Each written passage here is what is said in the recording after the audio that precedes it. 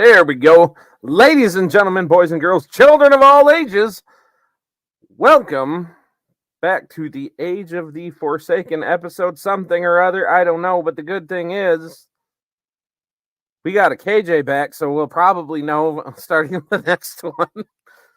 We got our organization back. I could math it out real fast because I think the last session I left off on was episode 7. So given the math, this would be episode 12. There you go, episode 12. See Something how much like that? better stuff gets when we get a KJ? The Emperor solves all things. Welcome back though. We do got a KJ back playing Echo. And just as a quick run through, we do got more Drunken Blade here playing Skip Tracer, the Rattling Rogue. We got Castlevania 86 playing Marion Ravenwolf. We got Lady Lily of La La Land playing Sibby. And we got a murderer that's playing a Dragonborn Wizard. He is not on social media anything, but he is... His character, anyway, is in fact a murderer. Alleged. No, you murdered. I murdered because of you. Still don't fully understand that story entirely, but that is not for this particular moment in time. This particular moment in time. But what is for this particular moment in time is the last recap from Not a KJ. But, well, I don't know. He's actually been doing all right on the recaps lately, I got to admit. Daniel might be shit at being on time. I wasn't on. I was on time this time, motherfucker. Motherfucker. You were. But he looked at his clock. Oh, I got my game in 10 minutes.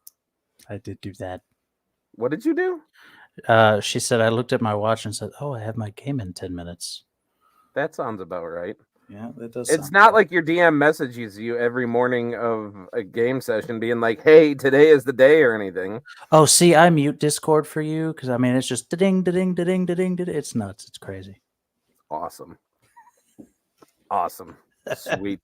And this episode, Riz dies. Probably. But why don't you start with a recap, bitch? So, not last week, but the week before on the 22nd. Because last week my car blew up, and that was why we weren't here, and I'm sorry. Oh my God. That was my bad. Would you let Shut the fuck up, Ken? Jesus Christ. Look who's being late now. Fuck you. All right. The 22nd, the week before the last. Yep. We went into a temple. We were questioned by a snake goddess who, in the long run, led us into the temple with the donation, let's go with, of some dragon heads, courtesy of someone who is not here tonight.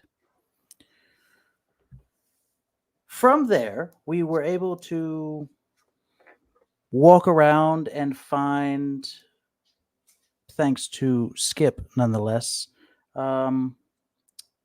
the Seelie and Unseelie court king and queen from the Fey realm. That was an interesting adventure. Riz may or may not have died, but I can tell you that Skip turned into a lot of people. Tar Fizzle Pepper is one of them. That by far is going to be my favorite name. From there, we learned that we have to travel to the northern desert, along with that some king has found an evil crown, and that if he finds the other two parts to it, we are screwed. So our goal is to, and I quote, basically go to this northern realm. Let's see, where's it at here? Go to the northern desert to find this other realm, to stop him from getting himself these parts, to end the world as we know it. That was a pretty good summary. What's up, John? So to be specific, Riz did die because he got fingered to death. Oh, I said I died. That was a thing that happened. Died. I was poked in the unnatural area in my no. No, It was just right to the chest, but I know no square. fingered to death, so that was the thing that happened. Because fucking with an archfey king is just not a good idea. It was my cloaca. I don't believe it was, but either way, and you left out some parts because that all happened. You came back and Skip may or may not have planted a wooden dragon egg on you and then ran ahead and told the guards that you had a dragon egg. I was hoping you would forget to mention that. And then you got put in the stockade. Yeah. And then until Skip went and paid up, your basically posted up your bail. Yeah. Is your partner just hiding?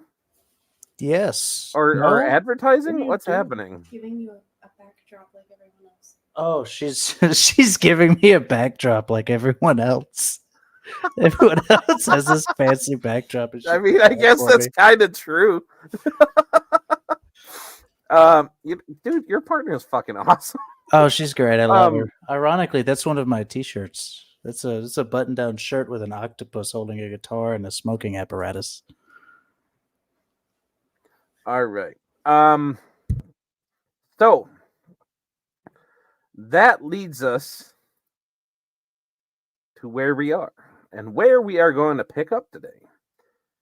You also Is forgot not- that Marion forgot everything. Oh, yep, that's true. Marion forgot everything. And I Hammy may or may not have made out with told- Chip. And Have Skip told- no longer hears voices. Hold on a minute. Back up for a second. That's true. Marion Hammy, may or may not have made 100%. out. I told forgot Marion- everything in the Fey realm. Because and as Hammy- you know, when Marion you come made back out from the with Fey Hammy. realm, you have a chance to forget what happened. Uh-huh. And Hammy decided to fill her in and say, "Oh yeah, you were totally making out with Chip." Yeah, made out with Chip. And I failed Okay, never the mind. Quote, and I- according to Hammy. Okay, and I never failed- mind. I have nothing to worry It- about. and I failed the check, and it may or may not have happened. But you may have to worry about how Chip's wife is going to look at you because Hammy may have been saying that Oh, Chip's been putting the moves on you on the because blonde. he's been seen going around with the blonde one and that he has a thing for blondes, which then Hammy made both Sibby and Marion blonde as well. So Yeah. Fix it. he's just No. starting It's my shit. na- To be clear, we are looking for the I Azura got a light wig with the, specific for this character, and you made me blonde the first episode. Please fix it. we're looking for the Azura expanse. The Azure expanse. Yeah, the Azura expanse. So we're looking for the Anvil How do you spell lands that? in the North Desert. Azura. There's no A at the end of it, dude. It's Don't- Azure. Oh, fine. Don't- Azure. Azure expanse. But Don't anyway, don't bother writing. Don't bother writing it down. We're never going to get there. fuck you. All right. So where we are starting today for realsies is with our beloved Echo. Echo has been detained for this last 5 days, I think it's been. 5 in-game days. In a very nondescript government building.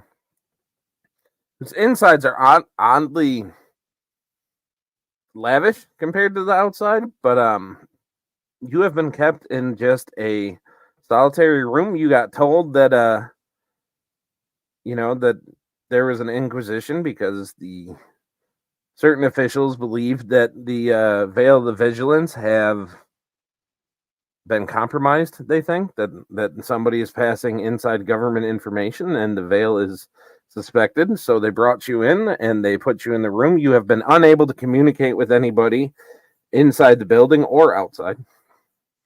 But you did get put up in a very nice room. As I said, there was a desk with kind of like a journal basically type thing available to it. There were books of many genres, a little library in there. Basically, there was some free weights and a bag to hit if that was your fancy. There was a place for straight up meditation and self-reflection if that's what you were into. Large 4-poster feather bed in the middle, completely comfortable. You were fed very well. 3 meals a day, and anytime you were peckish in between, they would bring you whatever you wanted. You just got told to be patient and that you were not allowed to converse with anybody. And they were pretty strict on that, so you didn't get a chance to even try that. But the day finally came when you were called upon. And you got summoned to the Inquisition chamber itself.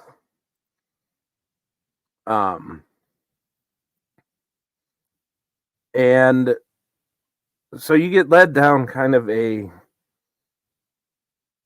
plain hallway of, white marble walls, black marble floor. And it is just a hallway of door after door after door. You get to the end of it, you take a seemingly endless staircase. Down to a hallway that, unlike the room upstairs that was kind of bright and well lit, this one is kind of dimly lit, dark woods all over everything. And there is only one door in front of you on the platform where you guys got off. And you open it, and as you step into the chamber, the sheer scale of this room immediately strikes you. The high ceilings that are supported by intricately carved stone pillars stretch upward, meeting a vaulted roof adorned with elaborate frescoes depicting scenes of justice and law. The air is thick and almost palpable with this sense of authority and solemnity. Before you, one wall, the far wall, is being dominated by a long and imposing bench that seats 10 council members. Each member sits in a high-backed chair, their expression stern and attentive. And in the center is an elevated desk above the other ones. And sitting there is an elderly elf with a wise and discerning gaze that you recognized, that you would immediately recognize as Minister Ilaro Kamari. If you need to spell that, that is ELARO KIMARRI.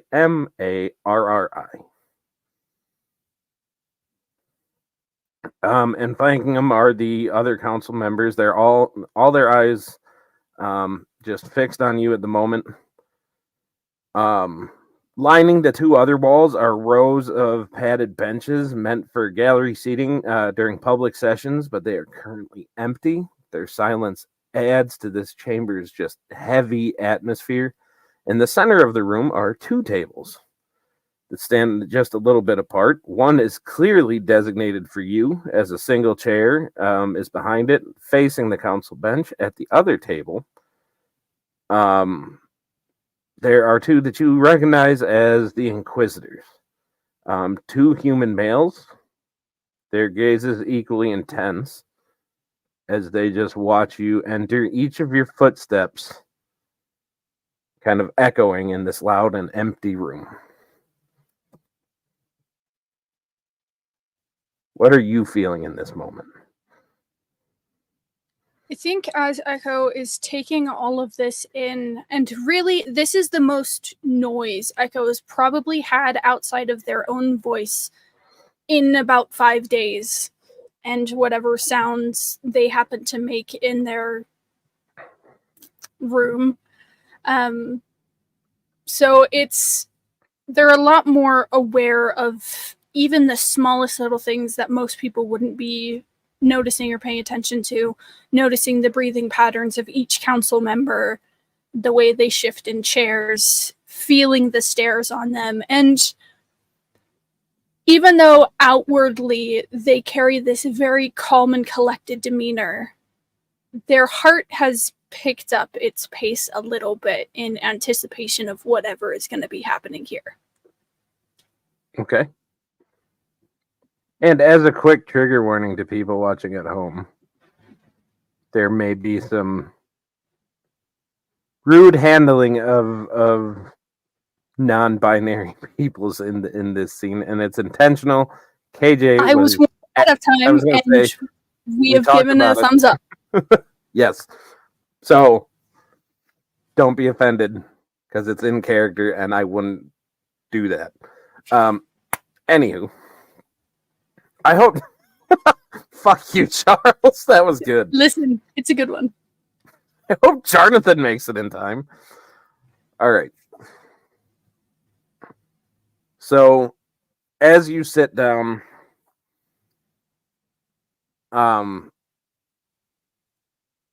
because you've been able to kind of see everything going on as that kind of echolocation that you got going on, has been helping you pick up the room. But as you sit, it kind of all goes blank again because you're sitting still and nobody's making a whole lot of noise. You hear some rustling of papers, and you just kind of can feel the weight of judgment in the air as you take your place. And a man stands up, the more opulently dressed man from what you were able to deduce, but for everybody at home. And a more opulently dressed man stands, and he on the sleeve of his coat, on his cuff, there are 3 bands which indicate him as the High Inquisitor. And he just kind of states, "My name is Ashad Zemzavo, representing the council as High Inquisitor. My second is Venir Slevrad. For the record, can you state that your name is indeed Echo Leafrun, correct?" Correct.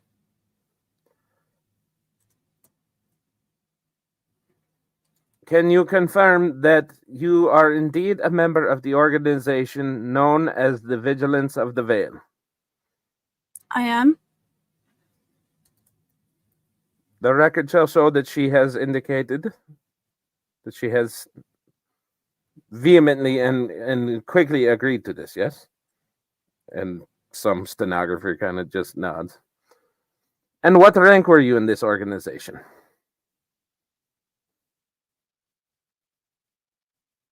Give me half a second.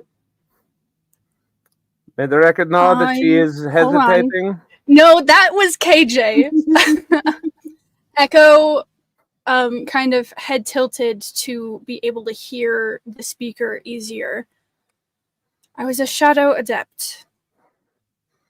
Am a shadow adept, I should say. And how long have you been with this organization? Since I was roughly 14. Which would be how long? Using simple math, 6 years. 6 years. Very well. And you are the sister of Rylan Nifran? That is correct. And are you aware of his current whereabouts? I am not. So the sister is unaware of the brother's whereabouts. Sibling is unaware of his whereabouts, as the last mission I was told he was on was top secret. I was not to know his location, sir. This is convenient. Yes, you were seen traveling with the individual known as Six, yes? It's been a few days, but yes, briefly. And are you aware of Six's current whereabouts? Last I saw Six was when we first landed here. I have not seen her since.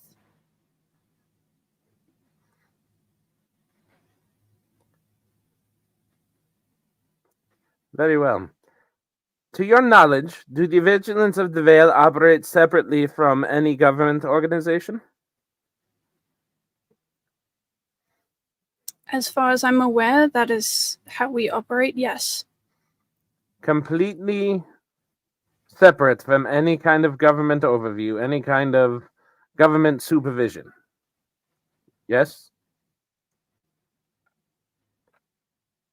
Echo seems to consider the specific wording of how he phrased it. I wouldn't say we're under supervision of anyone, but we do have government powers from this area in particular who check in from time to time. So it would be fair to say that you have access to state secrets, high-level information that no other organizations would have, yes? The organization, yes. Me as an individual, no. But you do acknowledge that the Vigilance of the Veil has this information. Yes.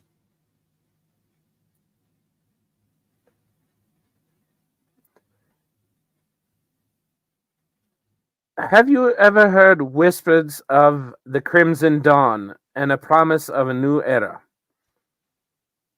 Have I heard of the Crimson Dawn? You have not heard of the Crimson Dawn.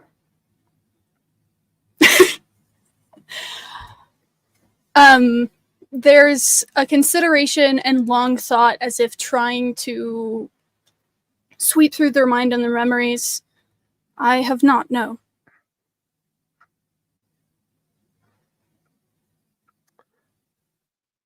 Tell the council, please, what are your thoughts on those who seek to bring out change from the shadows? What kind of change? Any kind of change. Change that would disrupt the current flow of things.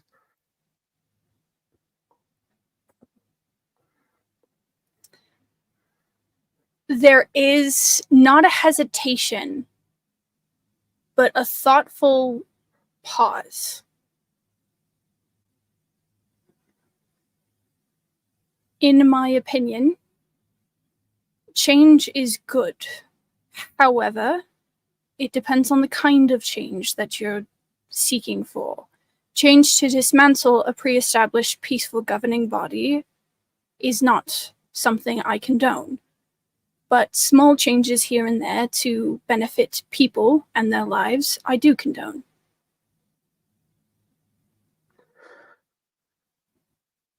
So, Miss Leafran, tell me, if offered a chance to be a part of something greater, something that could reshape society for the better, would you take it? It depends. Depends on what? If the good that they claim they are doing is actually good, and if it's doing any more good than the organization I'm currently a part of. Research is always important, knowing who you're joining with.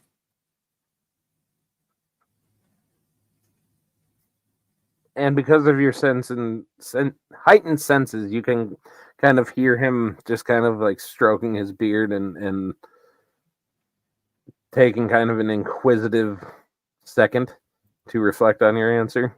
Like you said, not a hesitation per se, but just a moment.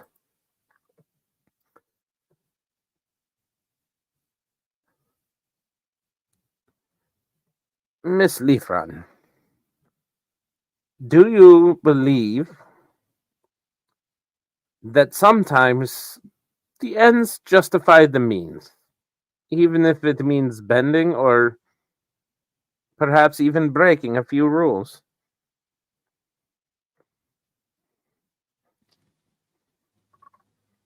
Again, in my opinion, it depends.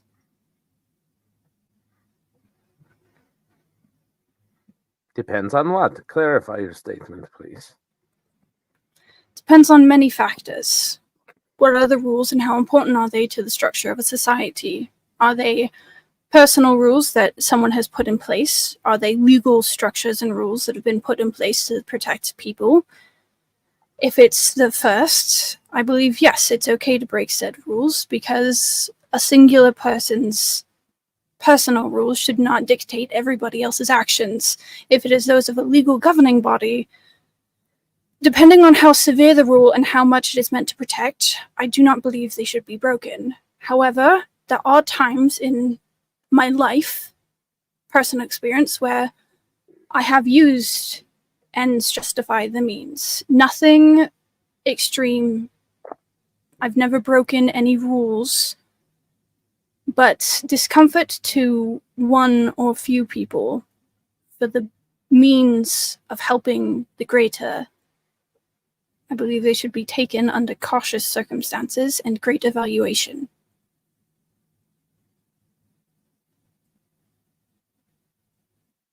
A carefully worded answer.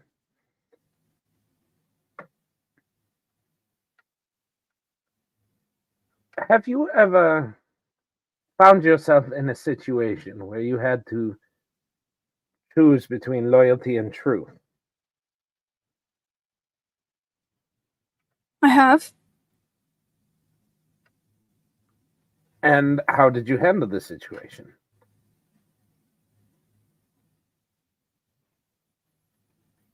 Do you choose loyalty or truth? If I were to simply answer the latter half of that question, would I choose loyalty or truth?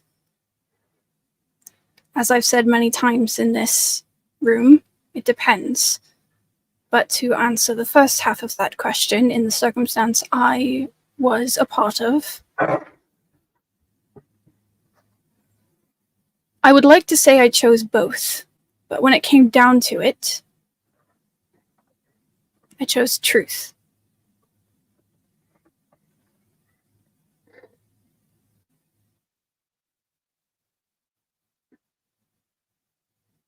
An interesting answer.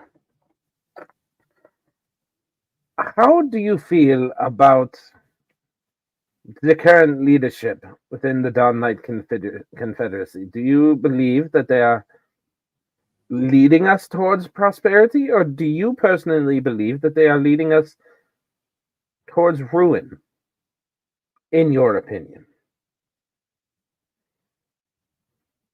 Just to refresh my memory, the Dawnlight Confederacy is the land of kingdoms we're currently in? Yes. Or where we came from? That you are currently in. Since you've asked for my opinion, I will give it.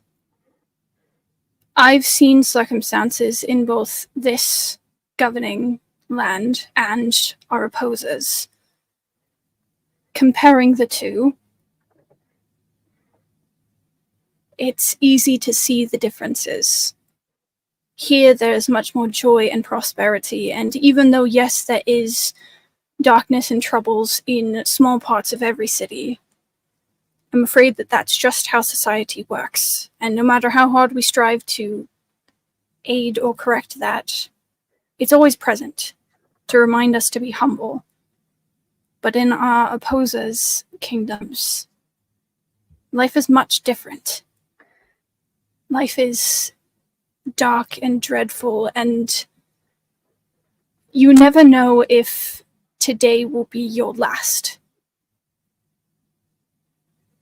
So, in comparison, I believe that the Dawnlight Confederacy is doing good given the circumstances they find themselves in.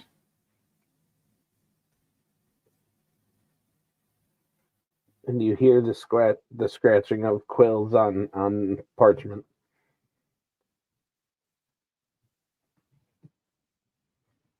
Now, I am curious, Miss Lefron, what would you do if you discovered that someone close to you, your brother or your sister-in-law perhaps, were involved in something unspeakable?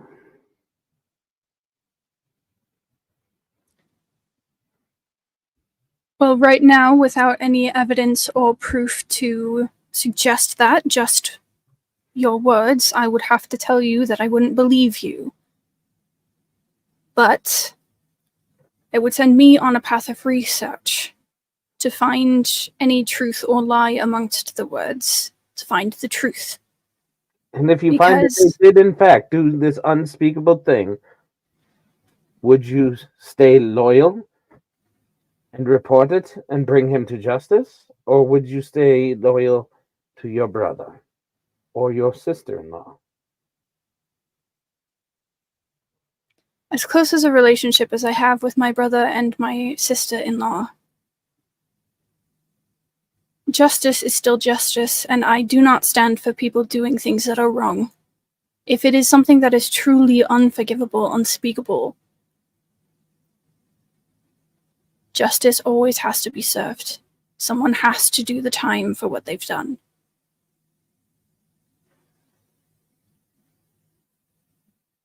And with all due respect, sir, it is not Miss. I do not stand by any gender construct or biomes. Of course, the changeling's always saying this, but it is on the records that you are indeed born female. Is this correct? Do you happen to have that record on you? And you see, well, you don't see, but you hear him just snap his fingers, and his assistant does produce something, and he was like, "There, it is right here. Can you see this? Of course you can't. You are blind." Would you mind me looking over it? The blind person wants to look over a document. Okay. And he kind of walks over and places it in front of you. And Echo will use their finger to trace the ink indents in the paper to read it. And if this is legitimately, if it's legitimately the document that it should be, Yep. Echo had it legally changed to acknowledge the gender-neutral, non-binary nature that they are. And they had the original destroyed so that it was no longer in existence. To the best of your knowledge. To the best of their knowledge, sure. But, like, if this is actually the legal document that is stored in public records that are able to be accessed by people without severe digging, it should say gender neutral or non-binary on the paper and not female. So the document that you're feeling feels much more, it's much heavier than the document that you last felt, or that you were able to see when you came here to have it done. It feels much older, a little more brittle, and it feels more like it has been kept in a larger archive than you have been in. I'll say it that way. So you think that this might be the one, like the actual kingdom records. And he just kind of sits there. You can change whatever you want to in public records, but the kingdom records go back further, and they cannot be changed to suit your fancy. I will have it noted, though, that public records for as long as 12 years ago state my gender neutral status, and this was requested to be destroyed. As a matter of policy, government documents that are kept in the royal archives are not destroyed. Echo just nods and will give him back the paper. Now, in your investigations, Miss Leafrun, have you ever stumbled upon secrets that made you question your own path?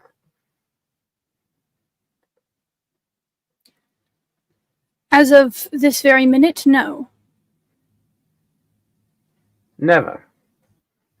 You have always been steadfast and sure of your path. As unlikely as it seems, yes. Impressive.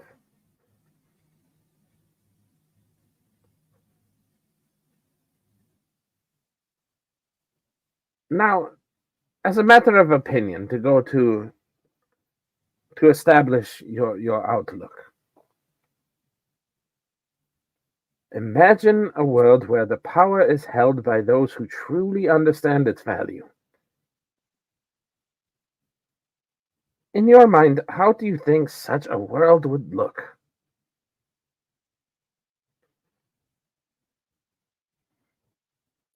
Not every person that understands the value of power is a good person. So, there's the optimistic outlook of a utopia.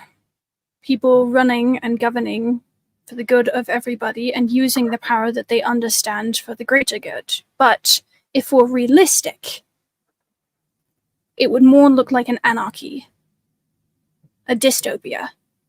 People fighting for the power that they understand, wanting it for themselves.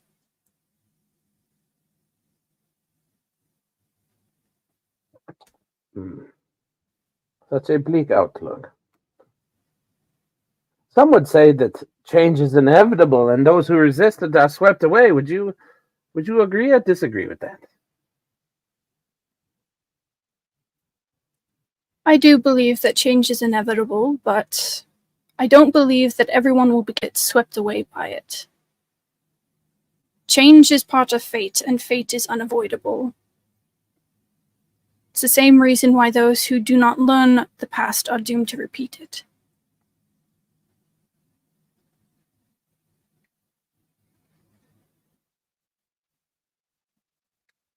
If you found out that your brother or sister-in-law were in danger,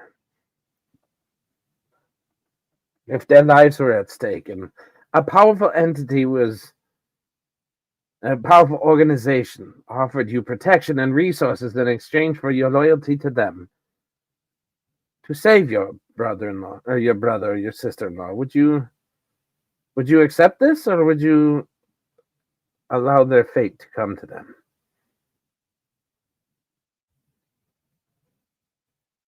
I feel I'm turning into a parrot here, sir. It depends. It always depends, but I want your honest answer. Depends on the circumstances. Is the organization leading to do good and to right by people that are not led by corrupt leaders or people who think of only themselves? If that is the case, yes, I would. If it's not the case, I would find another way, another means to save them, because I will not bend to corrupt leadership and power just for my own selfish interests, no matter how important they might be to me.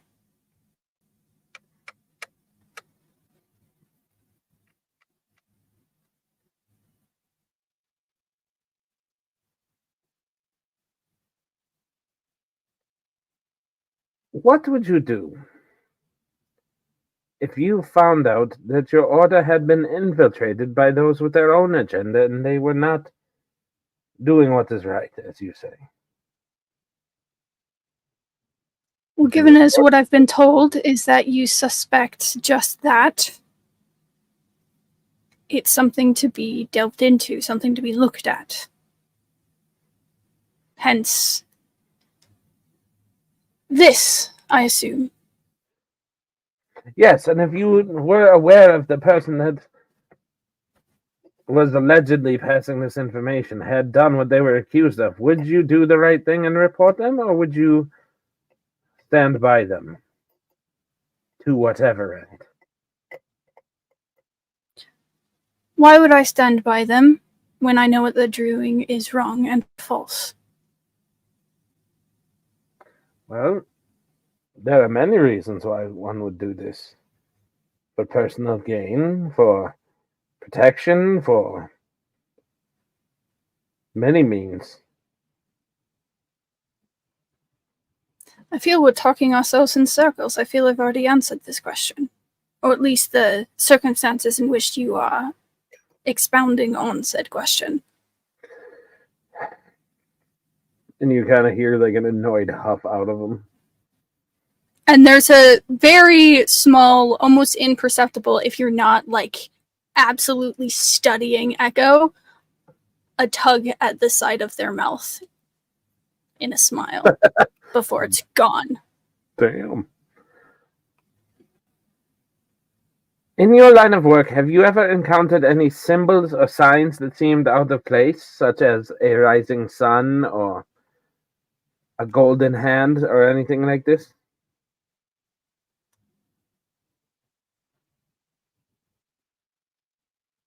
Pause, please.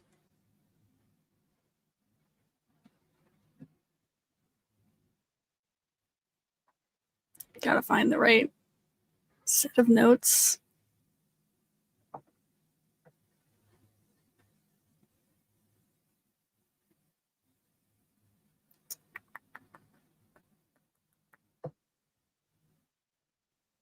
Okay. I have not.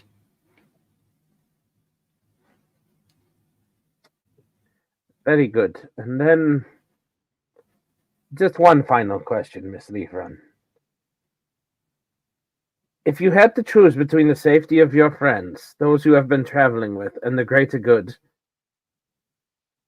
which would you prioritize? I think you fancy them calling them friends. We are mere acquaintances. Yes, we've traveled quite a distance, but not enough has transpired in trust and knowledge of each other to really be accounted as friends. So, despite any camaraderie I might have built thus far, the greater good always stands in front. Always.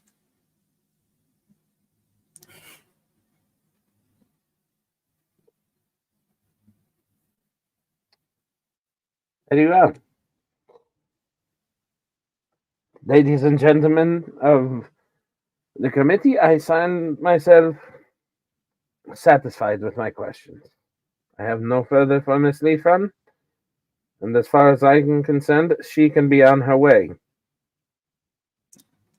In the last sentence of repeated her and she and miss, there's a mild crack in the exterior composure that Echo has, and there's a slight twitch every time he refers to them in the feminine.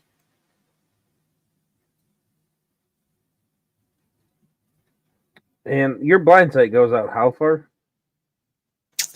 Currently, my blind sight is 20 feet. Same Okay. with tremor sense. But Okay. I think Echo has been subtly tapping their foot on the ground to try to get it to pulse a little bit further, just so that they're entirely aware of everything in the room. Okay. So, in that moment that you feel yourself crack a little bit, you, with your blind sight, see him leaning up against the table, his back to the council, and you just see a smirk on his face as he There's a gets moment, this rise out of you.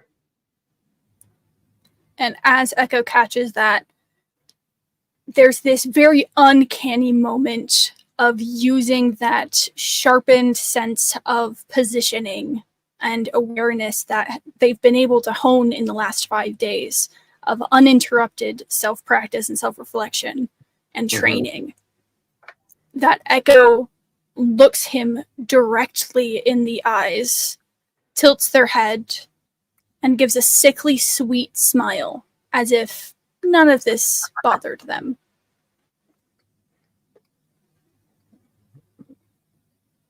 Roll, I'm guessing, well, persuasion or deception. Go for it. Your choice. Ooh, which one's better? Okay. Do I have to tell you what it is? You do not. I love this for me. Okay. 22. 22? Okay.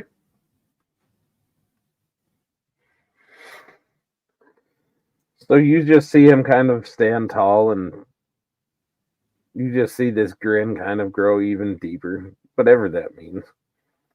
As he picks up a piece of paper and he just kind of puts it on the table and slides it to you. You are dismissed, Miss Leafrun. Echo will wait for whatever escort they assume that they're going to be getting before they stand, not even acknowledging the paper until they turn, swipe it off the table, and will follow whatever escort they have. Okay. Give me a perception check real quick.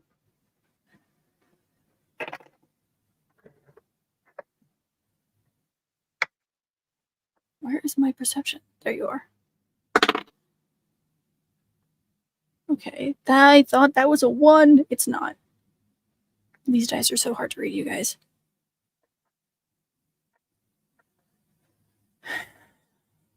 Not great. 12. Okay.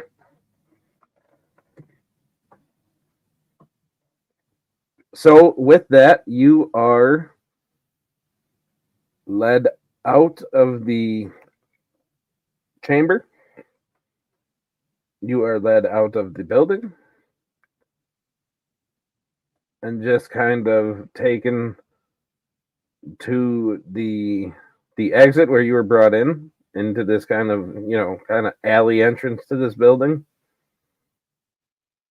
As this nondescript kind of government guard type guy just kind of sits there. Thank you for your patience and your participation and understanding. If you are needed again, we will reach out to you. You always know where to find me. In the meantime, or as we were waiting, we received several notices that your brother was looking for you. He told me to pass along the message that he was unable to wait and to give you this. And he hands you just a little envelope and turns and leaves. There's a very quiet thank you as soon as the envelope is in their hands. And just from where they're standing, we'll examine the paper. Okay.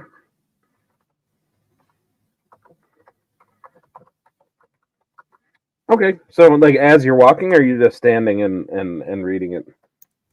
Nope, Echo's doing it right there so that they can keep track of every bit of their surroundings as they're examining this, so that they're not caught by surprise of anything.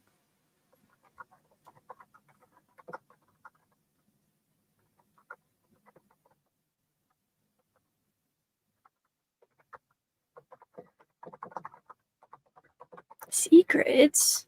Secrets. Whispers. So how's everyone else doing? We having fun? This side chat over here is kind of amazing, and it took everything in me not to crack a couple of times. All right. There's your secret.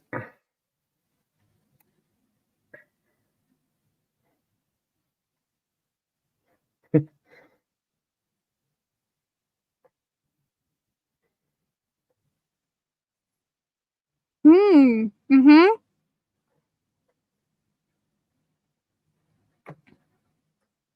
And that's the envelope? No, that's what's in it. The envelope just has your name. Okay. And then what about the paper that I picked up from the table? The paper that you picked up is a simple order of dismissal, like saying that you are free to go. Legal documentation. Yeah. Like full on legalese. Mm-hmm. Like Echo will fold it up very carefully and did they let me keep all of my things while I was detained? Not they did not allow you to keep all of your things with you, but when you left, they did hand you your pack that had all of your shit in it. Got it. Echo will slip the order of dismissal essentially into their cloak in a pouch that they had sewed, just so it's on them. And then we'll tuck the envelope with the letter into their bag. How far of a range do these suckers have? It's the earrings. It says 500 feet, but I really say if you're in the same city, you're good. Okay. Echo will just kind of tap the quarterstaff on the ground to kind of get a little bit more of a bearing and kind of wake up their senses to the city. as they start walking, and just over the earring, where is everyone?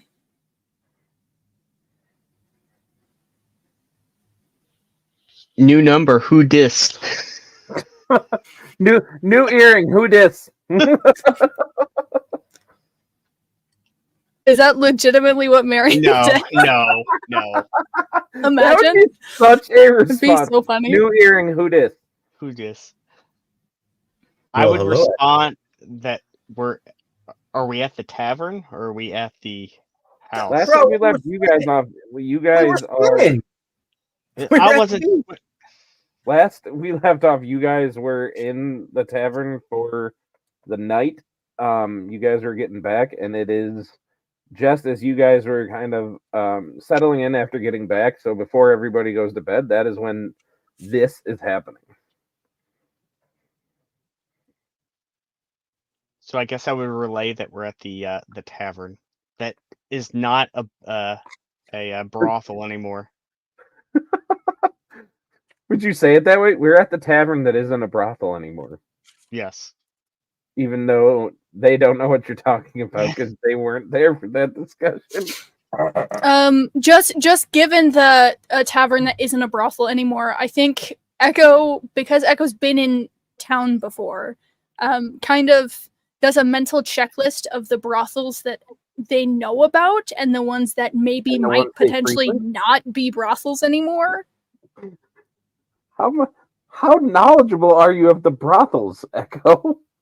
They just keep Echo- a list. Echo- Every town well, just a listen. list of brothels. Listen, Echo has needs and we don't judge. I'm sure Echo has visited one or two. However, Echo knows of all of them just because, given 6 years of training with the Vigilance, They've got the made punch card to know- prove it. they've got the One more 6 visit years- to the brothel they're and you get really free mad. free They're meat. really mad that Listen. the Drunken Dragon is not a brothel because they had their Listen. last punch and their next visit was going to be free. Listen, Echo isn't that frequent of a visitor for personal reasons. However, in training with the Vigilance, Echo almost listen. Echo memorizes the structure of every city they go to while they're there. I swear to God, Patrick. They memorize the structure. It's all very Skip's well. fault. Anyways, Echo's gonna start Alright. walking. Okay. Echo's like, I like this structure. It's a bit more curvy than everything else. Oh my God, Hey, you don't know what they're into.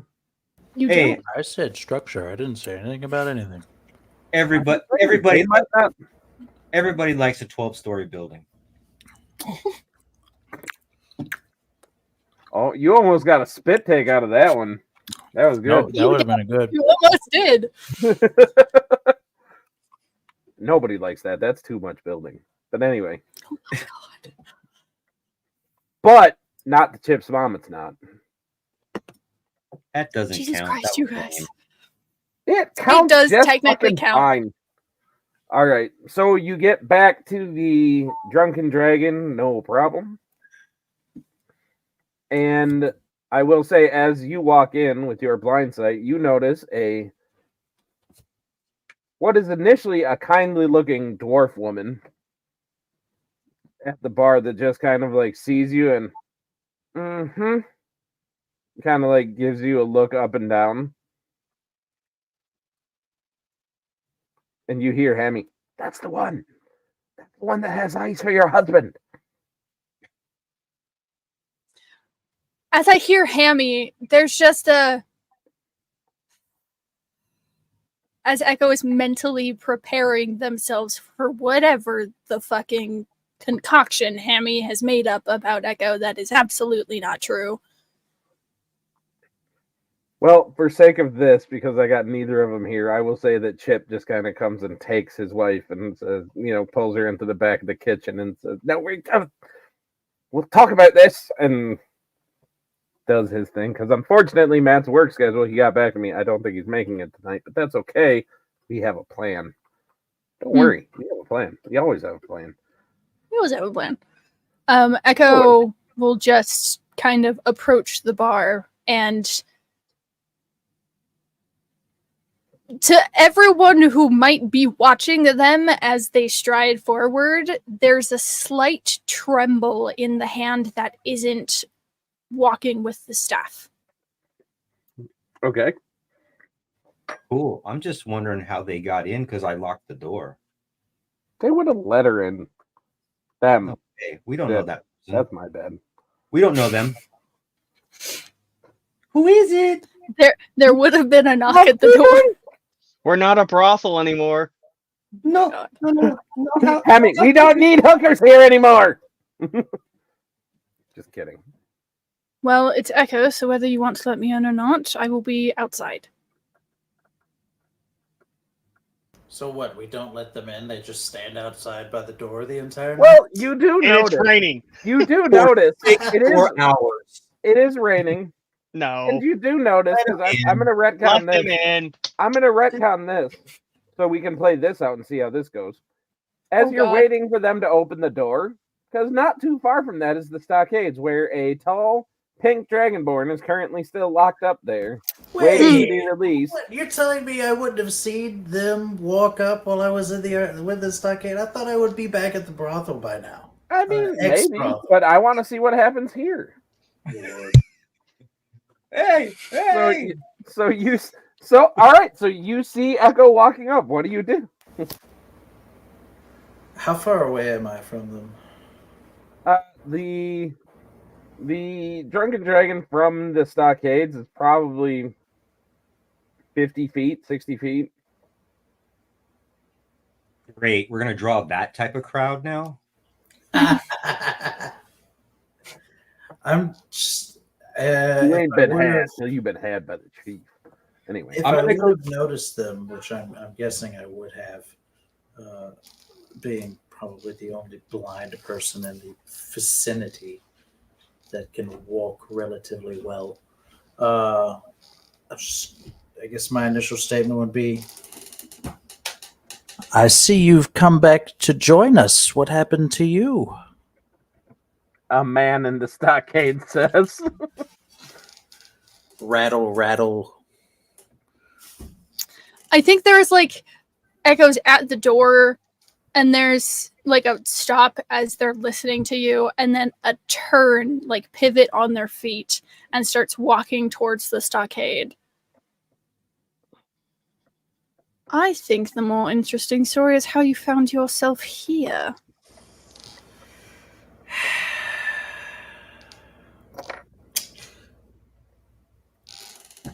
What's your AC?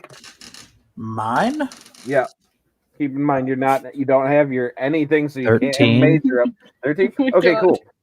You take Tomato. half a point of personal, emotional damage as an egg just hits you right in the face. Then Murder! I die.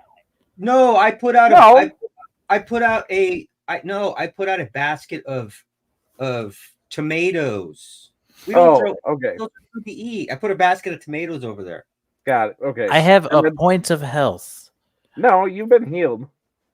No. Who Dude, healed me? You've been sitting here for long enough. You could use hit dice because you've been sitting here, and this very much so can constitute a short rest as Oh, you're how- sitting in the How stockade. nice of you. And when I say half a point, I mean it is purely emotional damage. There is no physical damage to it. Emotional. It is emotional damage as you take a tomato right to the face as you're about to answer Echo. And Echo, you do hear someone, murder! I'm just gonna deep breath,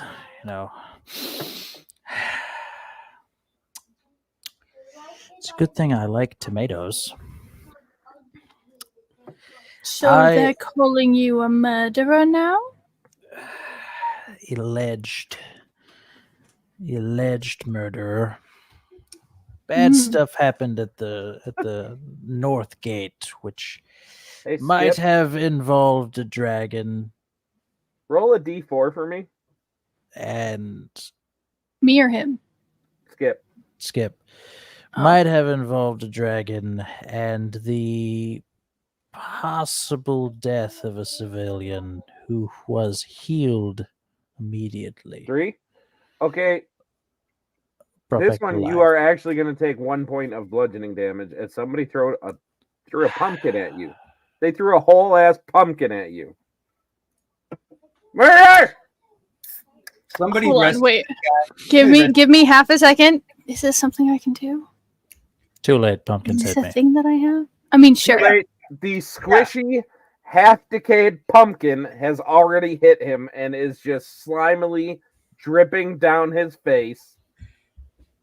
Echo will take out. Pumpkinhead is a great song, by the way. Well, Echo will take out like a handkerchief or bandana or something to help wipe his face off before like flinging it out and replacing it in their pack. And at this point, you realize I am not human anymore.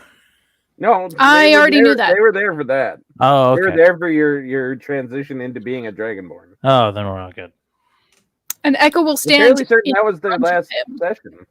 I think so. Echo will stand And- in front of him, so anyone who tries to throw something at him has to get through Echo. I really wish Skip would have rolled a 4. That would have been funnier. Oh my god. Anyway, Oh, poor you. That would have What been a shame. duty. are there guards nearby? Yep, and they are just casually like watching it happen. Just hanging. Echo's hand. Actually, you know what? Roll a perception check real quick. Okay.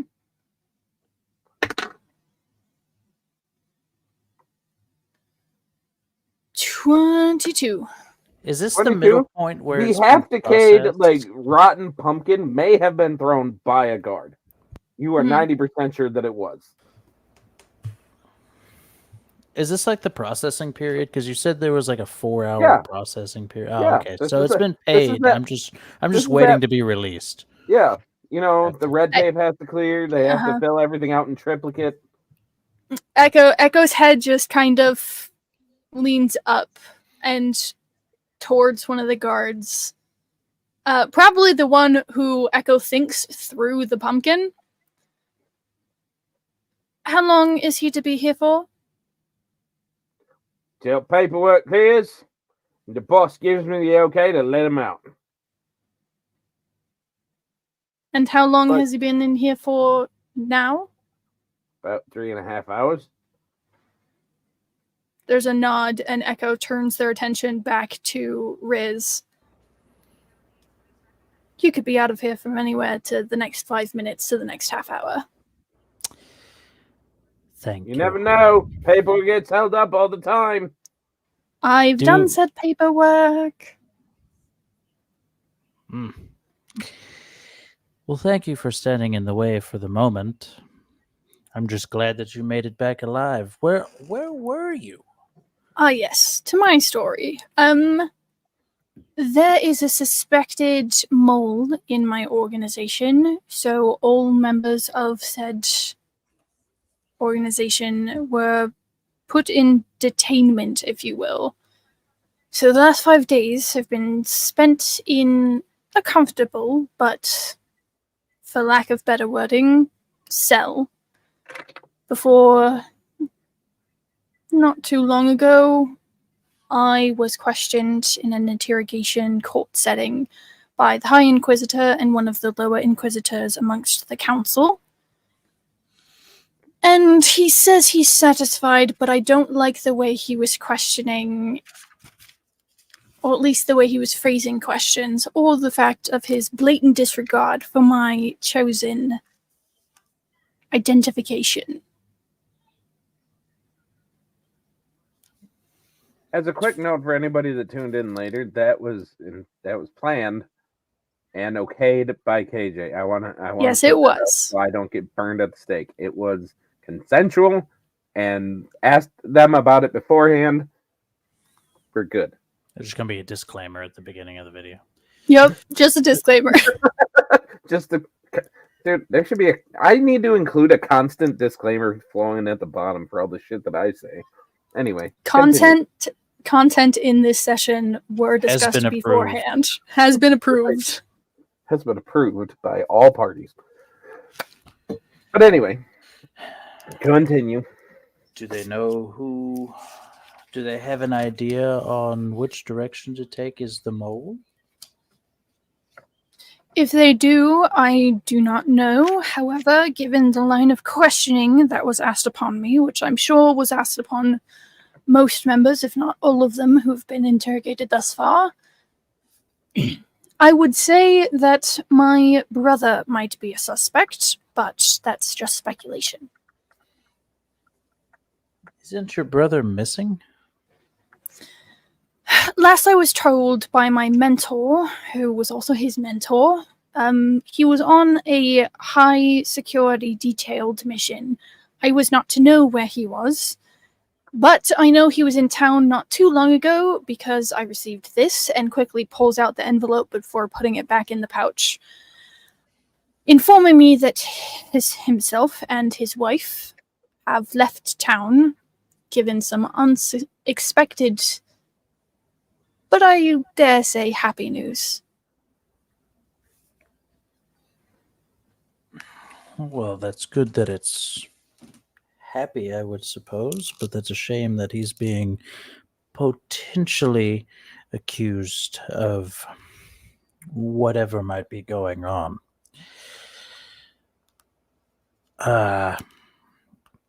In hindsight, we have had an eventful couple of days. Believe so, though I suspect this conversation probably should wait till we have full company of each party member present. Well, the inn, which is where you were, the brothel, ex-brothel, which is where you were at, is hosting everybody as I look over through the window and see them all laughing and eating. I'm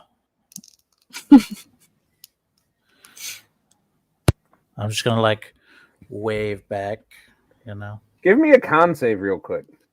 Me? Yep. Hold on. Okay. I don't know why I act surprised. I know, right? Me? A con save? No. You have 13. You have dysentery and 6 points of Splinter exhaustion. damage. So 13? Yeah. Yeah, as you go to wave your hand, it is completely pins and needles as your hands are completely asleep from being held up here, as it's just fuck. And you notice that your ass is sore too because you are sat on your ass. Oh, I thought it was one of those ones where your head and your hands are the same height. No, the head and the hands are there too, but they also got your feet out front, so you're Oh, so I'm sitting, but got it. It's one of those. Gotcha. Okay. Which is almost worse. Oh, 100%. God, this is like sitting on a toilet for too long. Dude, and they keep your legs in the position where you can't quite get them all the way out, but you also can't bend them to the point where they're comfortable. It's right in between where you really want to stretch out, but you can't because they're dicks. They did the math. They were like, all right, if we drill a They hole measure here. it up. Yeah. Yeah. Put him in station 4. Echo just acknowledges the direction that Riz points. Well, maybe I'll keep you company until they let you out of here. Well, that would be greatly appreciated. But if you'd like to get out of the rain, I would not feel bad. And I would hope that you would not feel bad either. It's not that cold, and it's been a minute since I've been able to just stand in the rain. Fair enough. But, so, I'm assuming, based on your happiness, that you have received word that your brother is at least alive. I'm assuming so. Move your mic closer to you or lean back forward. Yeah, you leaned back and we lost a little bit. I was able to get it, but you leaned back and we lost at the most worst of your voice. moment. I got what was said though. Dramatic effect. Dramatic. I would assume that he's alive, given the letter I was sent. I also have one half of a pair of sending stones that connect to him, so I can always check in if I need to. I just haven't in a little while. Yeah, if he's in a predicament, I would save those for emergencies. Be quite dangerous. In other Well, words, go ahead. they can always tap those kind of magical connections, so we tend to use it sparingly anyways. But Fair enough. I don't believe he's done anything wrong, but without proof or evidence, I can't say for sure. So at that moment, you hear a bell starting to ring, and you hear the guard say, "Clear the stockade! Official member coming through. Official business. Come on." Echo will take a couple of steps back to give room. All the way back, miss. The Echo would step back to where would be appropriate, essentially. Like that's their intention, would be to step back to where it's appropriate. All right. And you see a guy walking up with just a ring of keys, and he's like whistling and walking slow in the rain, just kind of like spinning them on his finger, just kind of like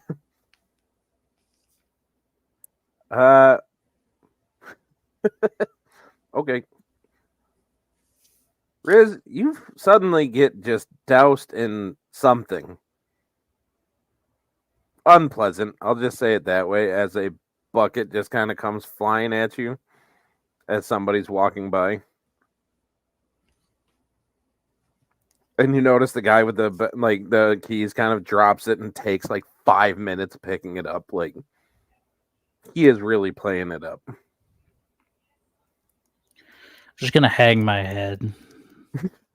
Just defeat, Just defeat. There's just nothing you can do, I mean, Echo my legs would are sore, use my hands are sore, and my back is sore. Echo would use one of their uses of the message spell to the guard with the keys, and just in a very commanding and stern voice, but still calm, would just say, "As much as I know you love strolling this out, you do have a job to do. I recommend you do it." He starts like looking around like, who's talking? And as he's looking around, he would very plainly see Echo standing there, staring at him. Just this calm demeanor, but their posture and just the energy they're exuding is very much one of Karen. no. Sure, maybe a little bit, but like that entire I need vibe to of see like your manager. Dude, something tells me KJ's got like a huge Karen side that they bust out when need be. do I? I No. They Bet look back you in their do. memory core And like, oh my god. have I been a Karen? It's Anyway. just a lot of like, I'm the person in charge here kind of energy that they're putting out. Karen. Sure. Dude, that together with the haircut, I don't Why not? know. Why not? not? So yeah, about 5 minutes later, the guy finally gets there, and Defeated dragon and a Karen. Who would have known that the Oh my god. what a pair! What a pair! pair. So yeah, you eventually get let out and kind of take your time and stand up, hearing everything crack. I'm gonna way. pop every bone in my dragonborn body. As soon as like it's kind of given the okay, or Echo knows it's at a point where they're allowed to reapproach, we'll just kind of offer out an arm to Riz. Yeah, that's happening. I've probably been sitting in a weird place for God knows what, 4 hours now. So in the tavern, who's been watching them the entire time? Probably just Because- Skip. Did Skip watch that whole Skip's thing? just there sitting in the whole window, time, like, just- this is my favorite show. dude, okay. Just popping. Skip can confirm Peanuts. or deny this. I can see like Skip seeing Riz discomfort and like putting like a fluffy pillow on a chair and like kind of like nuzzling back into it and just He just falls and asleep. just This like is the best night's sleep he ever had. Like stretching all the time. Oh my god. Just like- in Riz's view. Yep. Oh yeah, like a baby, like the baby wake up stretch, you know. Yep. Yep. and Skip's just like, yep.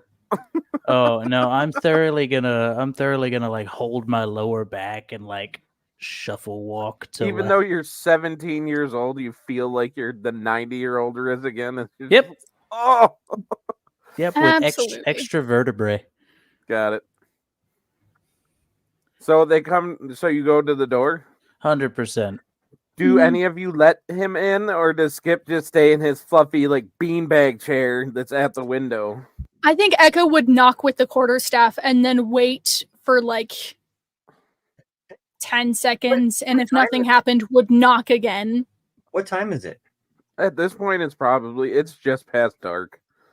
Well, if I saw them doing all this, him getting it locked, I would open the door. Sure. Okay. Let's just move this along. Okay.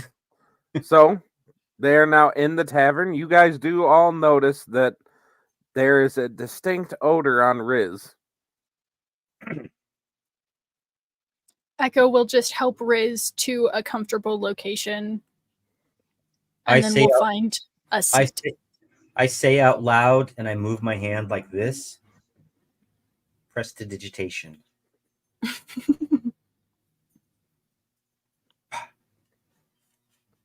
Does it do anything? Yeah. Does he actually have the spell, or does he he? just say? Love that. Love that. Love that. I think I'll take the hit. Do you say it out loud? Oh, for sure. I'm taking the hint then. Do you I'll just- prestidigitate yourself now that Yeah, you have your shit back? To smell like, not bad. Patchouli? I will I smell picture like Riz smelling like patchouli. I'm going with petunias. Axe body spray. Oh my Dude, god. that's right. It's Teen Riz. It Oh, smells like that's right. migraine in a can. It Oh, smells like gosh. No! Don't do this to me. Old Spice. egregious amount of old. That I'm Spice. more okay.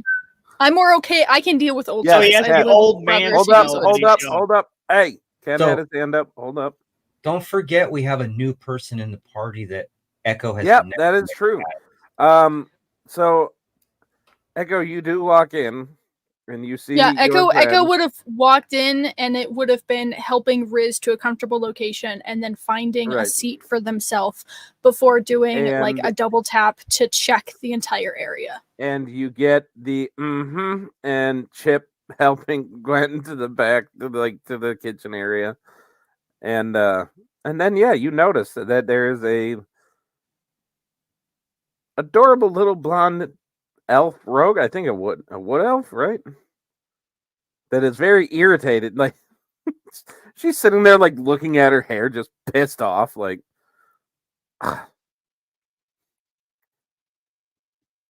Echo would sit down, do the double tap, and take all of this in, take in the annoyance, and probably not entirely noticing Echo's arrival, or at least caring about it, would stand up and walk over and just offer a hand to shake, and will just say, "I'm Echo the Front."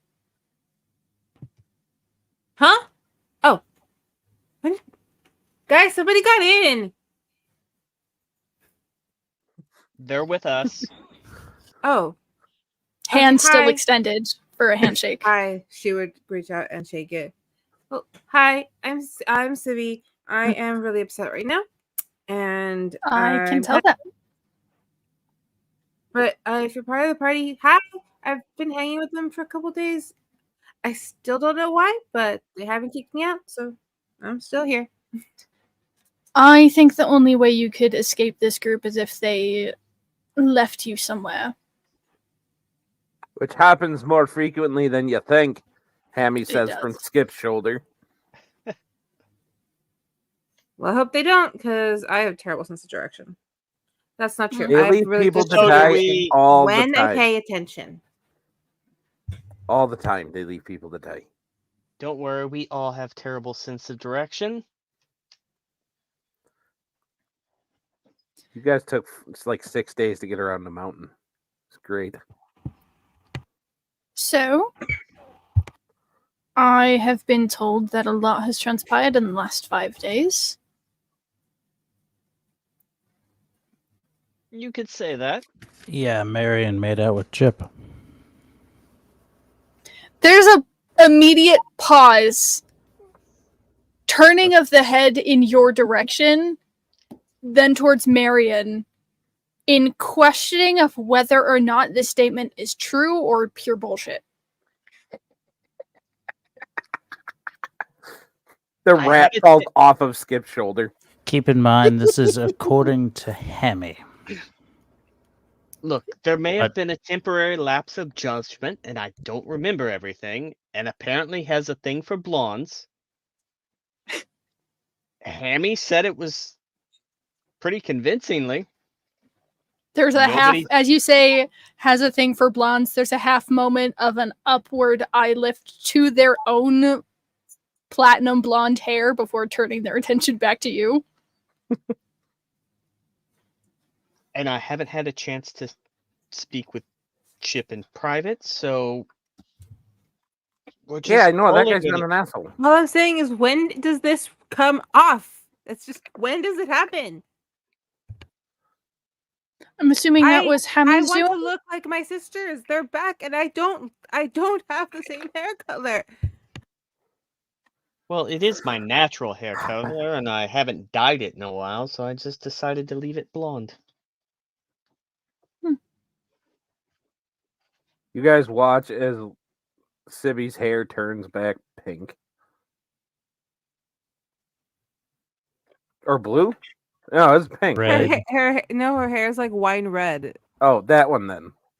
You come in with all the weird colors. I don't know. Not to this one. To this one, only to Completely my natural different or hair my I don't color. know. red. Make Just- notes about the characters that are playing in your campaign. Nah, I don't do did. that I shit. put everything in that portal. Oh shit, I do have quest point. Yeah.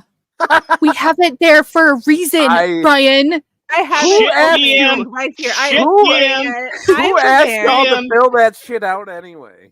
You did, motherfucker. You hounded us for all this. Yeah, you My shit bad. DM. All right. But for those of you at home, Quest Portal is a wonderful tool to use when you remember that you have it. So is toilet paper. When you remember to use it. Otherwise, your hand will do. You've got socks. Hey, oh, I got a bidet. Anyway.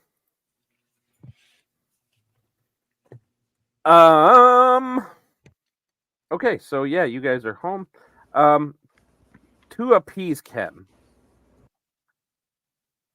Why would you want to do that? because you bitch a lot. Then you'll start with the decameters again. No, that's only goblins. Goblins do everything. in Goblins do everything in decameters and decimeters. Yes, Sibby. Quick question: since this is my first time alone, do I did Vulcan just go back to the house to check on my sisters, or? Yeah, we're playing it. The Vulcan went back there. He is gonna kind of just work at the tavern and help Gwenny out with security in the bar when it gets open, which you guys are Right. close to opening. So he'll be available if the party needs be. But I will just say that a meal is prepared for you guys. You guys catch up. You guys know what's going down. Echo is given the rundown and where you guys are at now within the story is that you guys are discussing where to move to next, what to do next. Because Skip was given a specific place to go to. So let's I, pick up the as conversation KJ, there. as the player, need a quick rundown about what happened in the last 5 sessions that I wasn't here for because I don't know. Well, They found a rogue in that a needed training. Can I try? in a nutshell, a bunch of stuff happened. You know about it. Watch the past Watch 5 the episodes. Oh recap. my god. No, let's say we have a go at giving a quick 1 minute Just, like, recap of 5 sessions. Important points, no side stories, just important things that have led to the decision we're trying to make as current time. I'm gonna try. Okay, so This will be good. from the one that I remember from when we started was when you and Chip had to go somewhere Mhm. together, which is where you went for the Inquisitor thing. You left, and then we went back to the other party that was chilling at a tavern, where me and my partner Vulcan, or my friend Vulcan, went in, found Skip, who was my friend, told him about a thing we have to do, which was to save the governor's daughter, get everybody involved. We go save the governor's daughter, but through means of finding one location that was my old master's hideout. Then we find his mansion. My sisters are there. They get killed by Chip's wife because they join us somewhere right before we get to the mansion. They join us. She kills my sisters. I bring them back because I make a pact with a demon or a devil or something like that. Warlock, Then we, right? what? Nobody knows that. Keep going. Everybody knows No that. interruptions. No interruptions. Keep going. Everybody knows that. Okay. Nobody knows. Everybody knows. We're able to escape the mansion, but my old master leaves. We take my sisters. We go back to the house where there's a demon in your basement or something like that. Chip and his wife have a moment where they get to like reconcile with him and the children. Everybody kind of just tries to get to know each other. We then fast forward to going to this tavern that Chip's wife is now going to run, while we go off on another mission to I think was it Knowles? We had to go get rid of Knowles, but there were no Knowles. There were No Knowles some in the giant no. kind of No dragon nose drake dug thing. that no hole. We fight the dragon. Riz finds an egg. He puts it in his bag. Does not notice that someone saw him. We get back to the town. Riz is immediately caught because the people that saw him grab the dragon egg tell on him. There's then a bit of a case of police brutality, in my opinion, and some and some very blatant racism. But Oh, yeah. whatever. What? Oh yeah, I was just Okay, as a racist. disclaimer, there was no racism. Go back and watch the episode. There was racism No in that. interruptions. Let her keep going. There was no racism. Anyway, continue. So after this whole ordeal, Riz has to pay a lot of money because not just to the city, two but to the people were that murdered. almost died. Well, they were brought back. Vulcan brought them back. Then we take. I think this is when Marion had some weird relic that she had to take to a temple. We go take it to the temple, hand it to them, and they tell us that thing was very dangerous. It's a good thing that we gave it to them because it could have probably killed somebody or killed us. Mm-hmm. I think at this point is when we went back. We get another job, which is to go on a swamp type thing where we're attacked by alligators. We have to make it to a temple to find out why the temple is making everything act kind of weird. We get there, we end up in the Fey realm for a few seconds. Riz tries to steal energy from a unseelie Fey. The unseelie Fey kills him, and then Fingered Vulcan him the to cleric death. brings him back. And Skip, coming back from the Fey realm, got all of the voices a little bit quieted or something like that. Marion, however, rolled terribly and does not remember anything. The rest of us do. We then made our way back to town. What? Oh, and that's right. Marion made out with Chip, and I forgot about that. Allegedly. And Vulcan got his hat. We got Allegedly. paid. No and we are interruptions. now at the tavern. Now we're at You the alle- tavern, and then you got here. If you allegedly made out with Skip, I allegedly killed 2 people. No, you Chip. did That's kill 2 people. That's fair. That's true. Allegedly. So, Okay. so some That was key it. points. The Empire of Dawn, which we made up, is actually canon now because it's the What? KKK. Yeah, the KKK is the Empire of the Dawn. Sure. Yeah. Sure.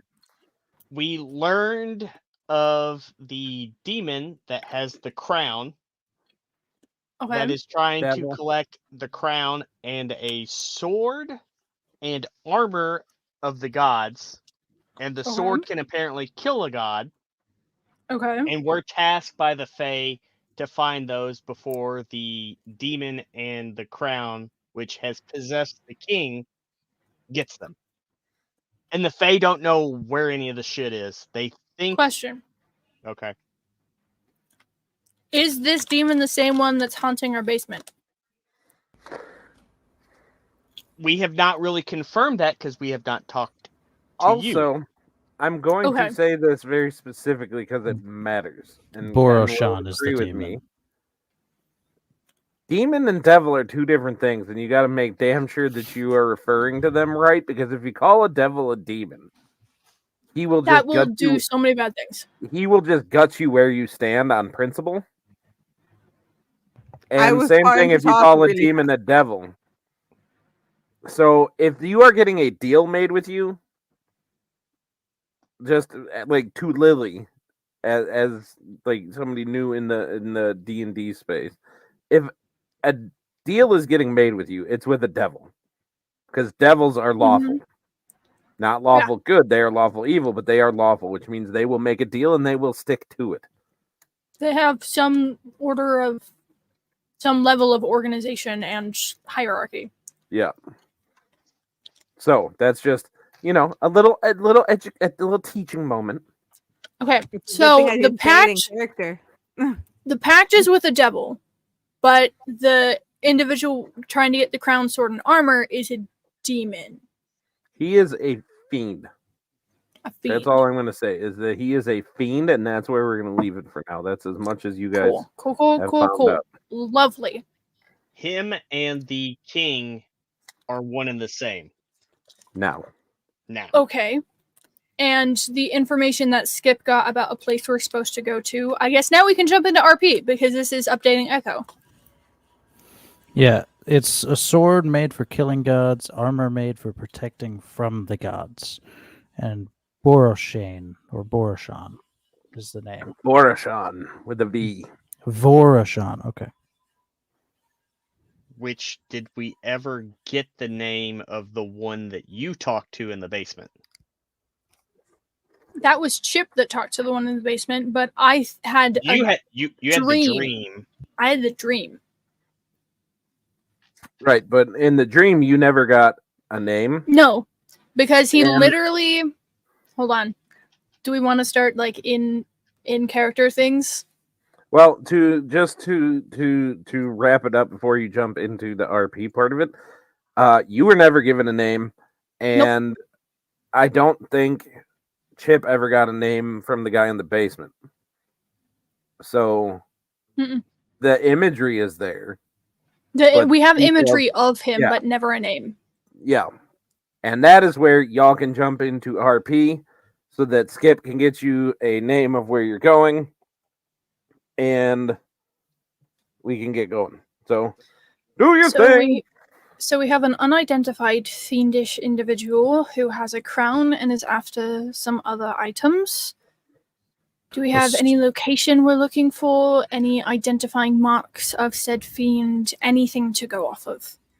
Well, we know that they're looking for a sword and armor. The sword is for killing and the armor is for protecting. The last known gods. And the last known location the Fae gave us was the Anvil Lands, the deserts to the north? Yes, we must find the Azure Expanse, which leads to the Anvil Lands. The Anvil Lands. The Azure Expanse is something totally different. Oh, is the Azure Expanse a different land? Yes, it's a different. Gotcha. There are 6 planes. We know of the Azure Expanse and the Anvil Lands, and the Anvil Lands are in the desert to the north.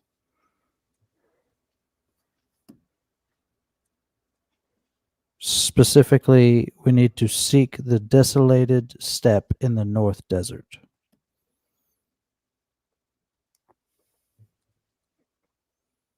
I like how I said for Skip to say it. Everybody else jumped on it. Like, cool.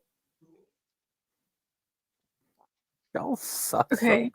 Hold You on. guys are like the worst teammates ever. Here, this one guy talk. Everybody else just starts There's word vomiting. definitely an I in this team. Rewind the VCR and replay it. No, it's already been done. And if I try to go back to Ken now, he'll just say no.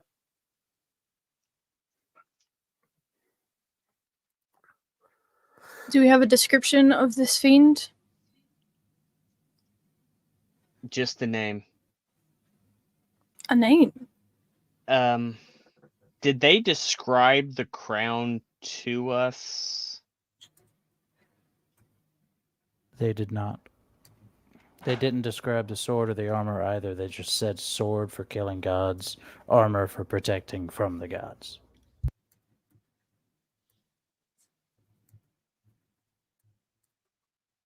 Yeah, because all we have is a name. The Fae were very reluctant about what information they gave us, almost like they were hiding something. Which, after we got out, Skip told us we shouldn't really trust them.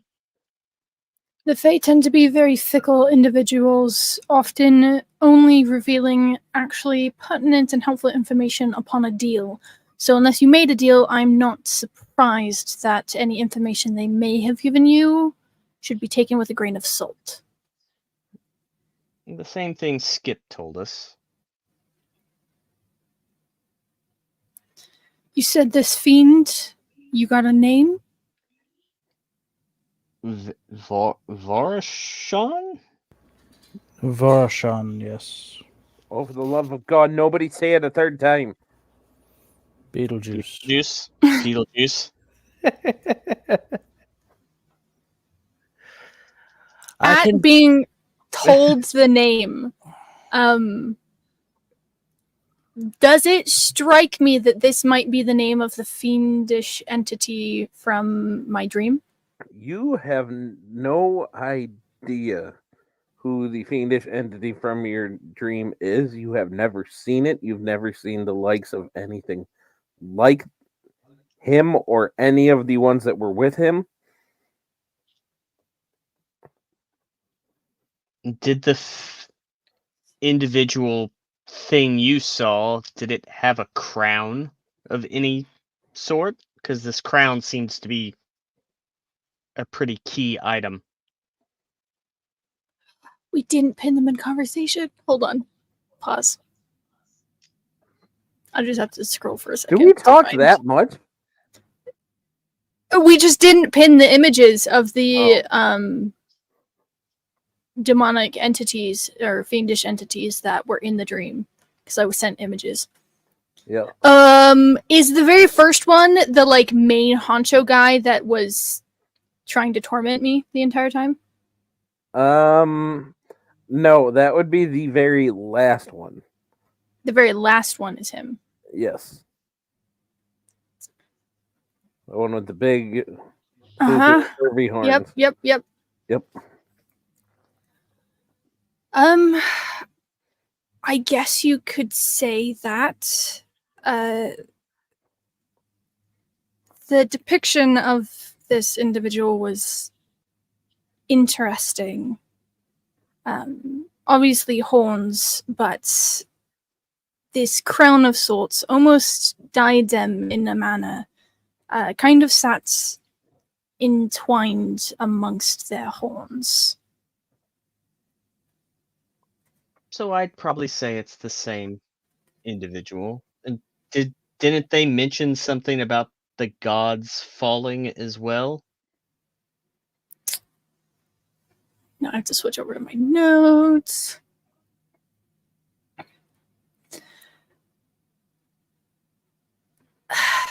There was no mention. That's exactly what I did. There was no mention specifically in verbiage of the gods. However, in some very disturbing visuals, a bag was thrown at my feet, inside of which was the decapitated heads of all of you, my brother, my sister-in-law, and different gods and deities. I would say that's our individual.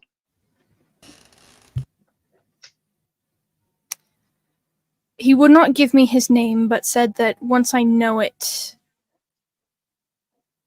I would be begging for death if I remember correctly.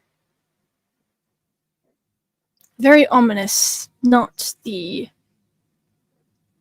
most pleasant conversation I've ever had. However, I do think it is worth noting there were 12 other demonic or fiendish individuals tailing this main figurehead.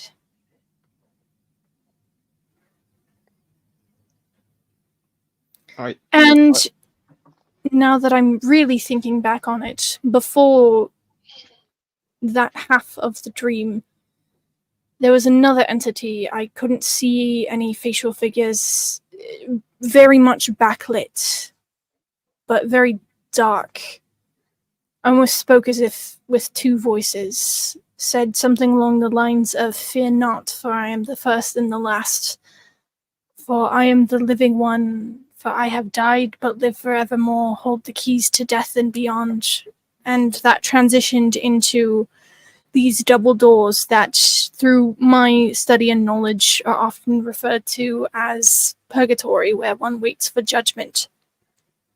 And then reappeared later, no longer floating in the air, but in pain and tired.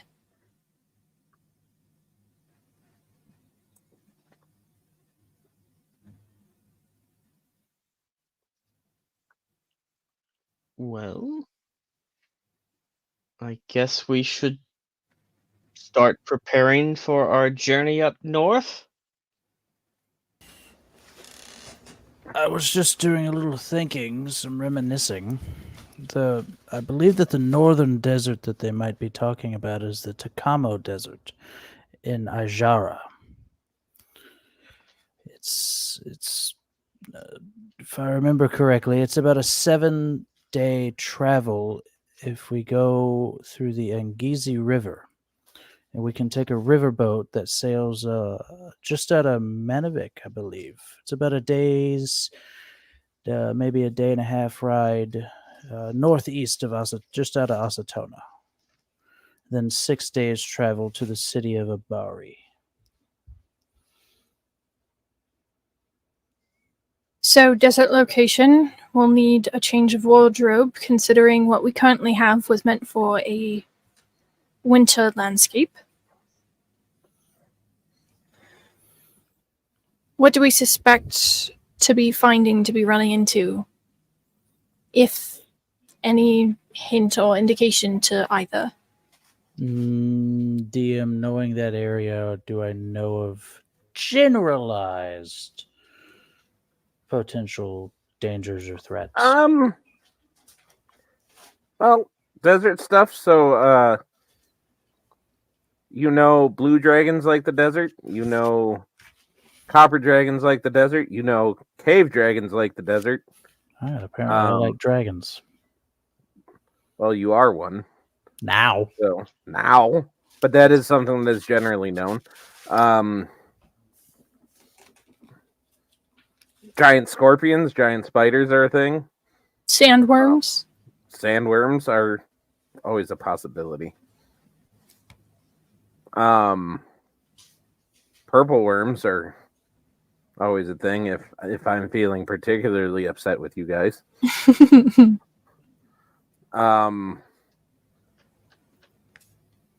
There are various bandit factions up there that live pretty outside the law.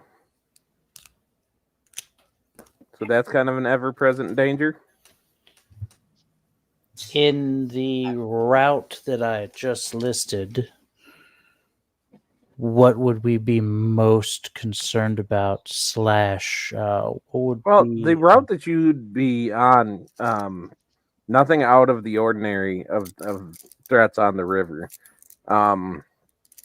which the the company that runs the riverboat is pretty good about keeping safe. Occasionally stuff gets past their monster hunters and stuff, and they might look to a party to take care of something, but for the most part it's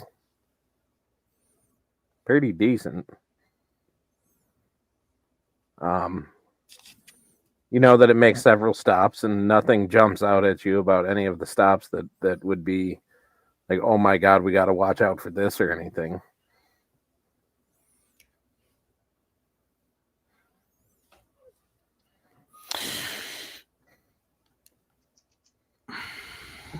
Typically, the lovely people that run the riverboat up the Angizi River typically do a very good job of keeping it well maintained from any threats.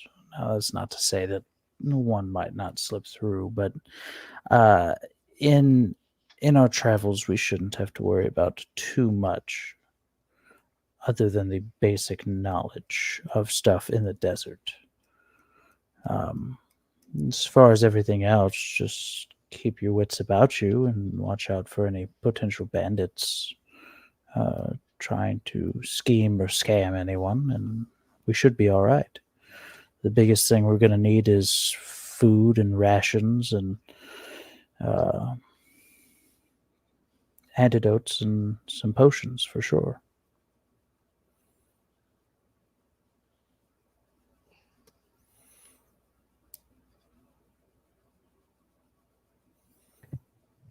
Are we all agree? Like, is everybody just like we've agreed to the?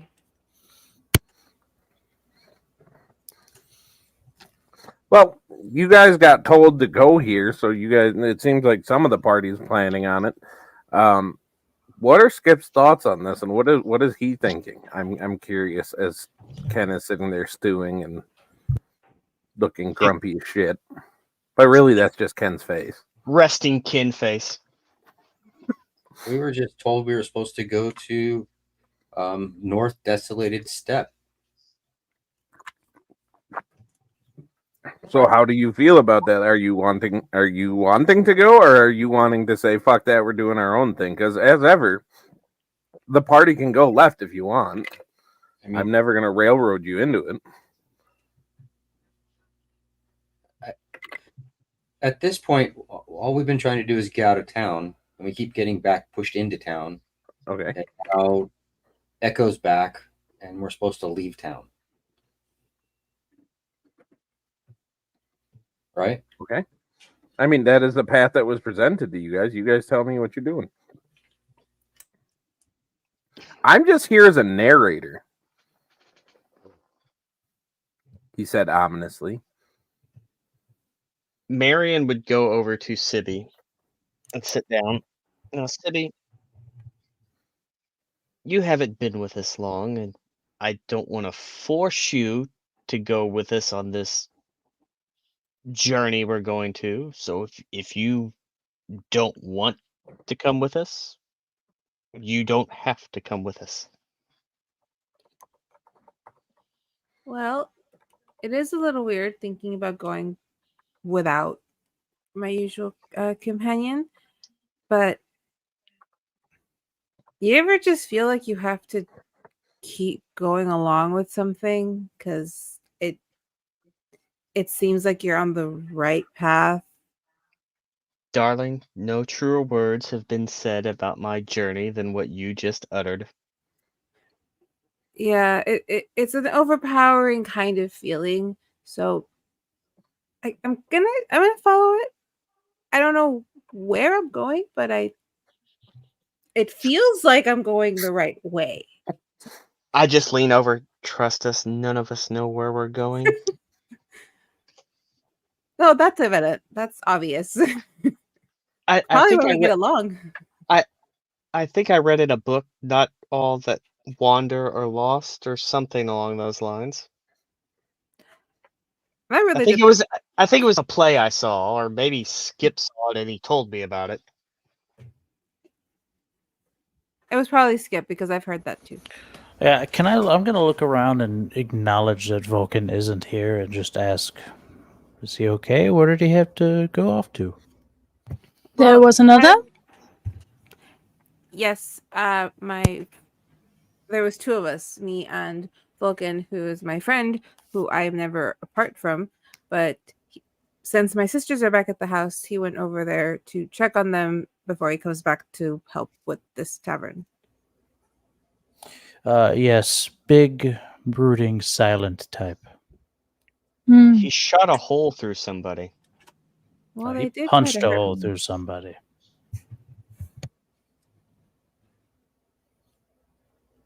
But yeah, he's just gonna kind of chill here. I just learned that word.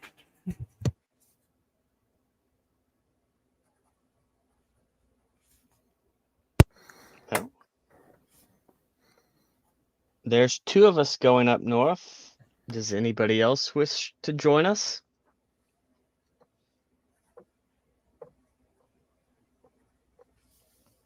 Hold on, sorry. I am doing organization things.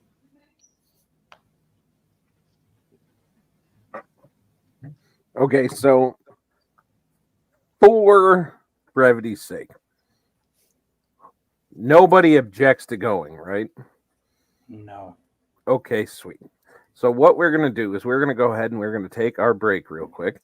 On the break, think of anything that you would wish to purchase and message it to me. And we're just going to say that you guys have purchased it. And we will get you guys on the road and into doing stuff, which should finally appease Ken and get him out of resting Ken face. That's never Just- going to happen. Just let me know what everything costs so I can take it out of the party funds. Cool. And if there's anything specific that you guys want to do that you would want to RP, let me know. Otherwise, we will just jump to a little bit of travel and a little bit of arrival somewhere else and get you guys on the road to doing shit. Sound good to everybody? Let's do it. Yep. Sweet. All right. So, ladies and gentlemen at home, we will be back in 5 minutes to finish the session. So, we will see you in 5.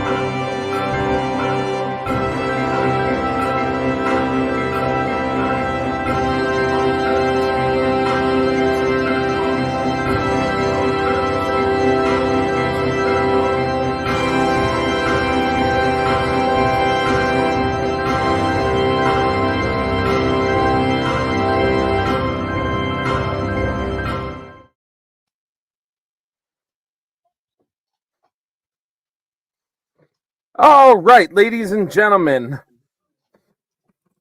welcome back. We are back. We are doing stuff. I sent a price check to you. Okay.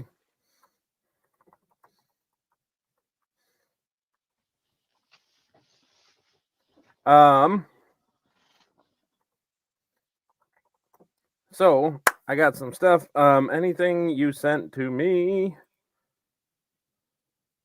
Alvin? A lot. Well, what's a lot? 25. G's? No. 100. So 2,500. Yeah. Get it. Get it. I'm buying it. Watch. We'll find it. We'll find it. Since nobody wants this freaking +2 or this +1 short sword, how much can I get for it?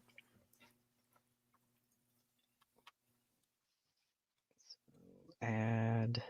For a +1 short sword, Mm-hmm. probably about 700 ish. All right.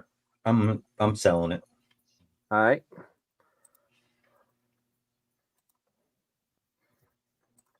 Okay.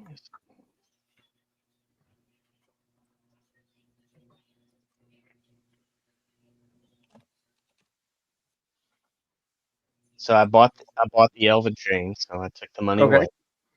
Beautiful. So you got yourself some Elven chain. Out That's of a curiosity, steal.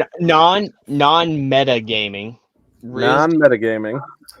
Riz, do you have like create water or anything like that? let me double check because I believe I do. Because that may be vital. Okay. So as you're doing that, Lily, is there anything in particular that you're looking to buy? If you're back, are you back with us? I have tidal wave. That's That a little might- too much water. You have to have a water. Don't you have to have a water source for that? It doesn't just create a tidal wave out of air. You conjure up a wave of water that crashes down on an area within range. Yep. I just needed a drink of water. I didn't need a flood. This Just desert has so cute. this desert has only seen 0.00005 decameters of water in the past Tidal 12 wave. years. And That tidal would wave be- just freaking That would be decaliters, not meters. no. Oh, No. gotcha. It's Get a your surface metric area. No, it's a surface area. Do Right? you need to create water? It may They be co- vital. The water behind dams, if I'm correct, is measured in acre feet, right? Or acres of water. Go Google it. You guys, Put it in I the hate comment you. if I'm wrong. So decameters would be appropriate. I'm just saying from an outside overview, if we're in a fucking desert, there may be water issues. well. and I if we hope that can- we have at least. I hope we have at least 1 liter of water available. Would you? I've got a Dasani water bottle. Yes, 10 liters. In a liter. I got a jug. I have 10 milliliters of water left. We're crawling in the desert because we're seeing a hallucination. We come up on sparkling water, and you're like, "Nope, I'm gonna keep going." And then we just get hit with a tidal wave. Now I'm looking for Tidal Fiji. wave. I'm looking for Fiji water. I don't want Aquafina. I want Yeah. you get no with your intelligence. you get Fresca. smart water. You Fresca. get smart water. The pH 9 one. Yeah. The black bottle, the black label.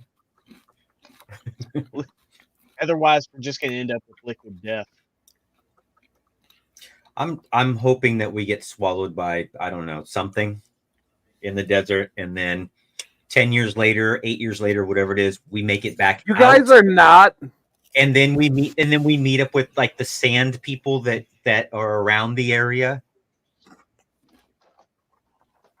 These people. Yeah, and then we can learn new cool fighting tricks and Okay. teach them how to ride hovercraft. Somehow, And we can Marion, barter with these people. somehow, ah. somehow Marion always has some Okay. sort of relevant object Well, nearby. Yeah, hold on. Dude, that's just what Patrick does. Fucking nerd. Okay.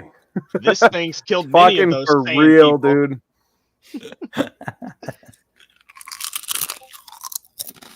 Really?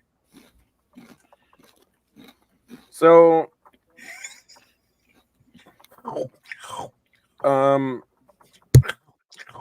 so if water is a thing,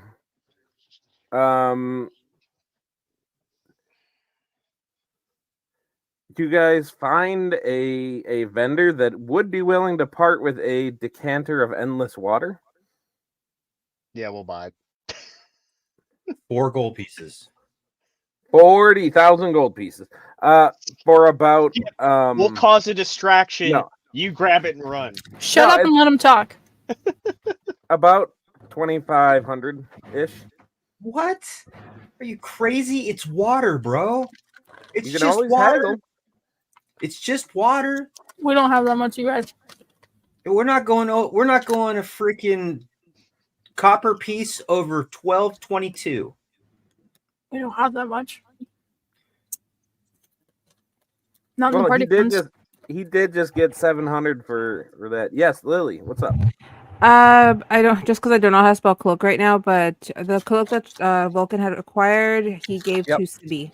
So that's the Okay. item she's carrying. CLOAK. So, and it's kind of like the one that can make it look like any kind of cloak. Something Oh, like that. the cloak of the inconspicuous rake. Yeah. No. Oh, Got it. so that can be taken out of here. Forgot we put in the party funds and loot. Okay. So, I will say Sibby or Skip.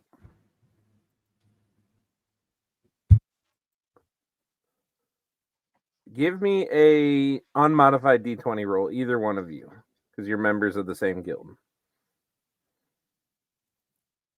Nobody's noticed my fancy ass fucking new shit, but that's cool.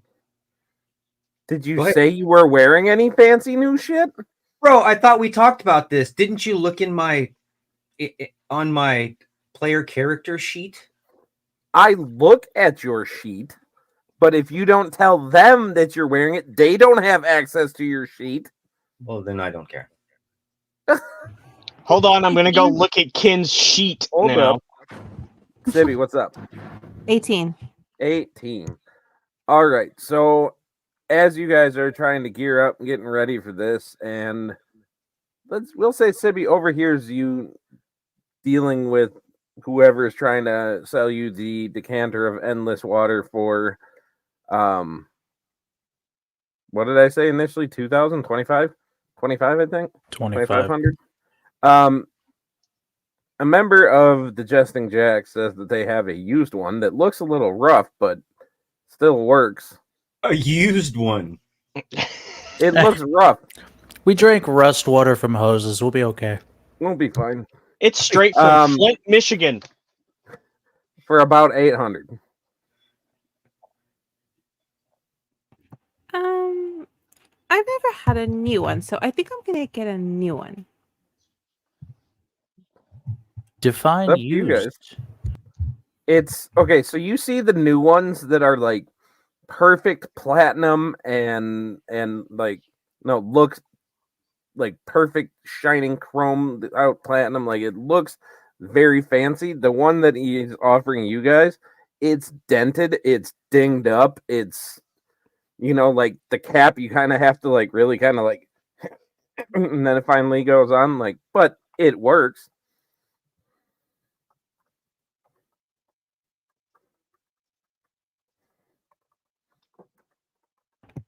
I Here's don't the see a Nah. problem here. So out of game, Also- I'm looking at Skip's sheet. He's stolen so much stuff and pocketed stuff. I don't know what's new and what's There's so old. much shit in your inventory, dude. I'm like, I thought you had that for a while, but You've got so much shit. so I don't know what's new and what's old. I think that's the first time I've actually looked into any of your guys' sheets because I respect privacy. How do you look into sheets? How is I've that a thing? sold so much. So from your own character sheet, you can click on the campaign. There's a little tab, like there's short rest, long rest, and then campaign, Age of the Forsaken. You can click on that. It'll open the party members, and you can click on the name of the party member, and it'll pull open their sheet. Like, where did you get all this stuff, Skip? Yeah, where did you get this shit?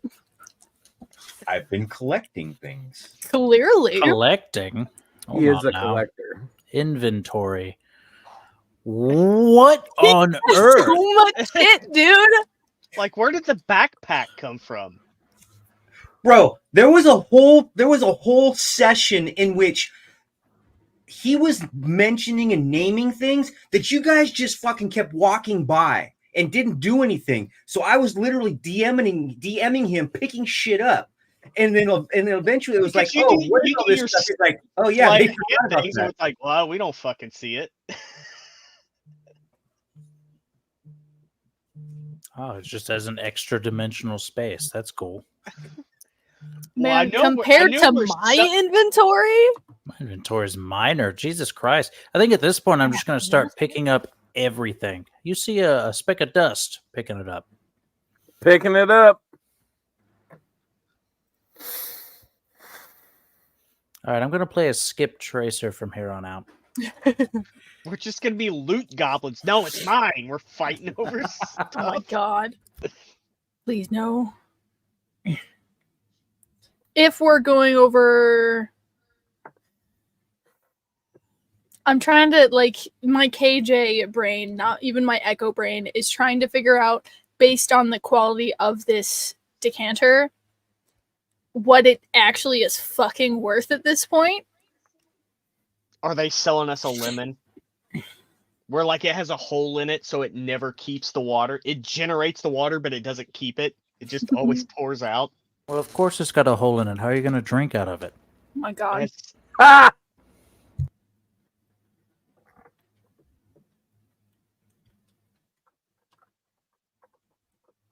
Half that stuff you guys did actually know about.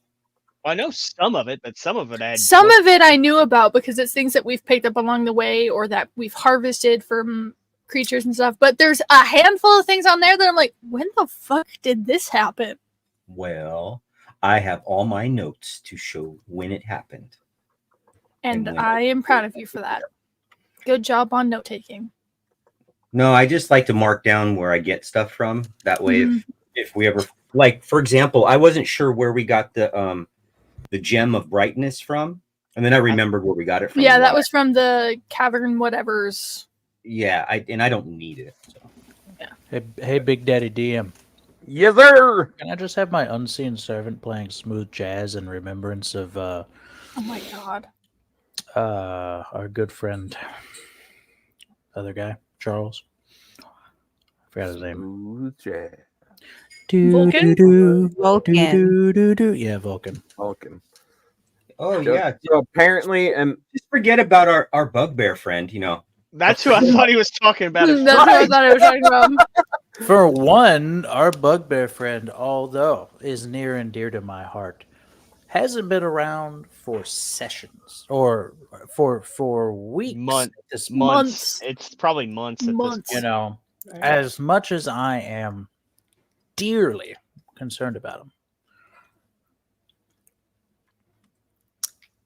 I'm at this point where I can't do anything about it. We would I'll probably remember. stock up the collective cache with rations too. Mhm. okay. Yeah, I messaged Um, Brian about question, that, but I never Brian. got anything back because he hates me. Okay, potion shop. I had mentioned before that yes, there is a potion shop around here. It is a main city. It's a capital city. Brian. You can't throw a stone without hitting a potion shop or a magic shop or something that you could acquire. General stores, they sell potions and shit. Hey, Yes, you know you there's can a- absolutely. Brian, I'm going to throw you a rapid fire series of questions just so I can get through it.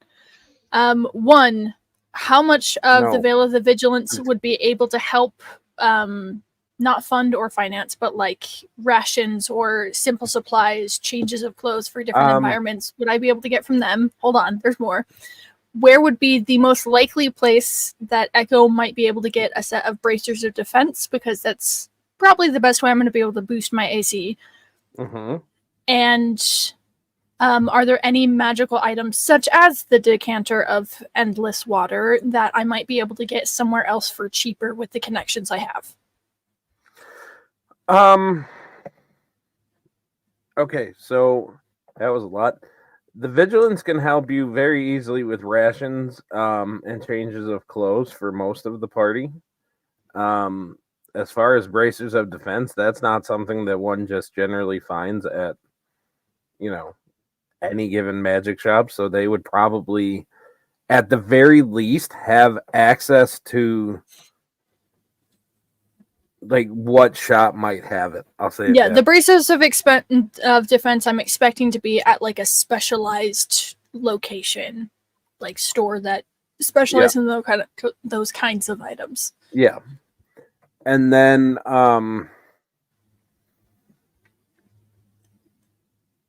as far as that was what was the last question? Where could you find the decanter of endless water for a cheaper price? Any connections I might have for either a decanter of endless water or something similar that would allow us essentially an unlimited amount of water supply. So as you ask your connections back at the Vigilance about that, they actually point you to the Jesting Jacks and say they sell some used shit. And down here, there's not an incredibly big need for a decanter of endless water. So the closer you get to up north, you might find that.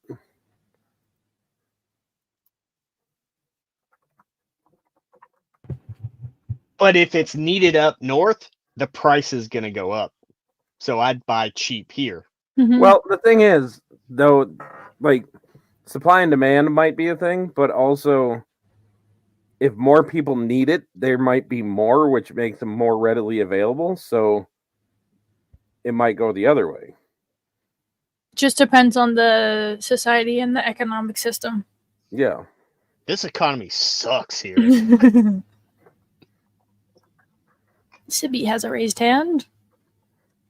Yes. Is there a sweets shop around here? Asking the important questions. we're trying to figure out what. Absolutely, there are sweet shops. And the thing is those sweet shops sell some good shit. Sibby would want to go to a pastry one. Like okay. So where would she be going?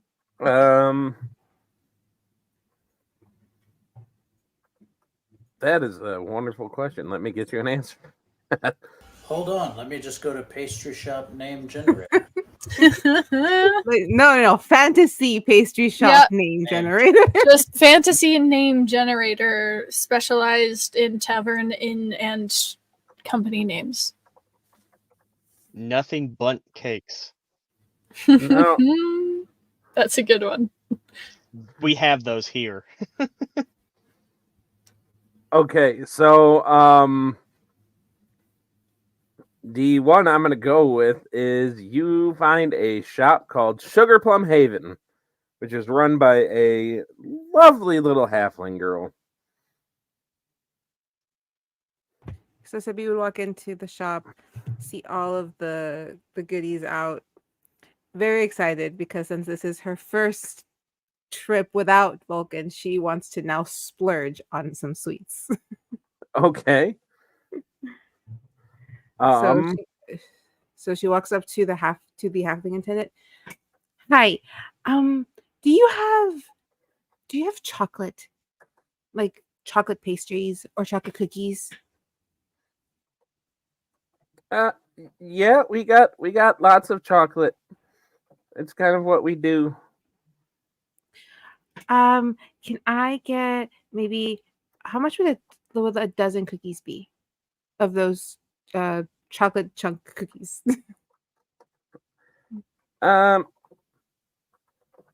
A dozen cookies will be 5 copper. Yeah. Okay. And can I For a also dozen cookies? Yeah. Right. 5 copper for are they like as big as a fucking elephant? How big are these cookies? Are you with Why her are you- asking this question? They're massive cookies. They're like the big giant, like pizza sized Well, to cookies. Skip, they would be massive cookies. We're gonna have to hire 2 other people to Um, carry our cookies. so- Thank you. They're not that big. They're probably like that big, maybe. No, basically they're going to be cookies that do the same thing as the good berry spell, and that they take care of you for a day. The They good cookie. satiate you for a day. Good cookie. Yeah, the good cookie. Okay, so after if Skip is in there, the response would most likely be is like, "Leave me alone. I'm getting cookies." Also, do you have like I don't know what they're called. They're like they pull them apart and they have like goo on the inside, but they're kind of crunchy. I thought she was gonna say fortune cookies. Pull Really? aparts. I'm not following there. Rice What? Krispies. Oh, When you pull them apart, they're kind of gooey and they're crunchy. It's Those Rice marshmallow. Krispie treats are gonna save us from the demon. You know that, right? I mean, I don't know how to answer The that. devil, get it right. They have diabetes, and we throw them at them. Here, I hear you like I'm Rice gonna go Krispies. with a no. Like they would. Okay, I'll say they have marshmallows. They've mastered the art of mixing sugar and shit. Really? Marshmallows. Yes, This because is- they are this is the- insanely simple to fucking make. This Get off is my by- nuts, Ken! This is by far the coolest homebrew world I've ever been in. Does it have What is- bacon as well? It must have bacon too, right? Dude, bacon is a fucking given and a staple that should be in every world. No, Yes. it's salted pork. Okay, Are there pigs in listen. D&D? listen, if you there's pigs two. in D&D, there's fucking bacon. Nope. Yup. Meanwhile, Patrick's just smashing a pig. And you weren't on those treats. Well, we got marshmallows, but we don't have like like the crispy stuff you're talking about. But we got these really What about awesome sugar marshmallows. cookies? Do you have Really? sugar There's no cookies? rice. There's no rice on this continent. Is that what you're telling me? This is They- a world that has True. marshmallows, bacon, but no rice. They haven't mastered the art of deep frying rice yet, which is fucking the But they have But bacon. they've been able to make marshmallows. oh yes, Rice because all Krispies- that Rice Krispies came before marshmallows. I don't think that's true. I think if you were to Google it, I'm on googling ye it right old now. Google-omator, Google- Hold on. KJ, thanks for helping me out here. You're just fucking leaving me here. Meanwhile, at Known Depot, I'm gonna be so honest with you. You started arguing with each other, and I zoned out. Did This Rice argument, Krispies this- come this before stuff- marshmallows? that Okay, happened So all so 5 sessions. instead, that we're you gonna do weren't it this here. way. We're gonna do it this way, Sibby. Okay, Yes. I'm gonna throw out some items, and you can look it up, and then you can, if you want to buy one of these, you can tell me, what you want to get. Okay. She says that they have a tote of tricky treat sugar bombs, which I should have that in D&D Beyond. those are foul. Okay. Actually, you can just look up under the items, look up sugar bombs, and anything that says sugar bomb under there, we definitely have in this shop. Where would I Okay, see- so I hate to burst your bubble there, Big Daddy. Yeah, But in 2000 BC, ancient Egyptians grew and created marshmallows as a candy. They also they grew, used them okay. to- Did you treat- hold up? They Hold up! Hold grew. up! They Did grew you say they grew marshmallows? discovered Where a are the wild Slurps? herb growing in marshland. from which a sweet substance this could be fucking Willy extracted. Wonka? No, bro. The sap of the marshmallow plant is No. combined with the honey-based candy recipe So, to okay, create hold a up. confection so No. delightful Sibby, it is reserved to- only to- for the pharaohs and the I'm gods. looking at For your No. sake of Exact looking it up, quote. if you can't look it up in the normal thing because it's homebrew stuff, if you go to manage your found it. inventory. Oh, did you? Yeah, I found it. Okay, Yeah, sweet. I'm trying to read what they are. But They're all really Riz good. started talking about the stuff from Egypt, and I was like, wait, what? 2000 BC. And on top of that, Rice Krispie treats were invented in 1939. So when you get your research down correctly and you understand what you're actually researching, it would be puffed rice. Dude, fucking Ken throws shade so hard, dude. No, Sibby hates It's not pumpkin. Rice Krispie, that's a brand. Sibby hates pumpkin. Yes, because I hate Okay. pumpkin. So. That's fair. I can't wait till Okay. Wednesday when There Brian are gets to do all this also again. Because I have more than one in there. There are shielding turtle sugar bombs. There are peppermint sugar bombs.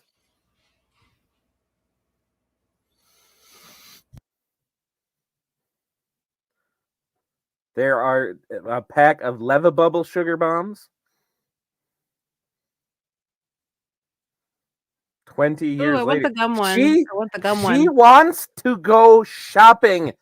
Echo, she hasn't been shopping yet. I just want the bubble gum one.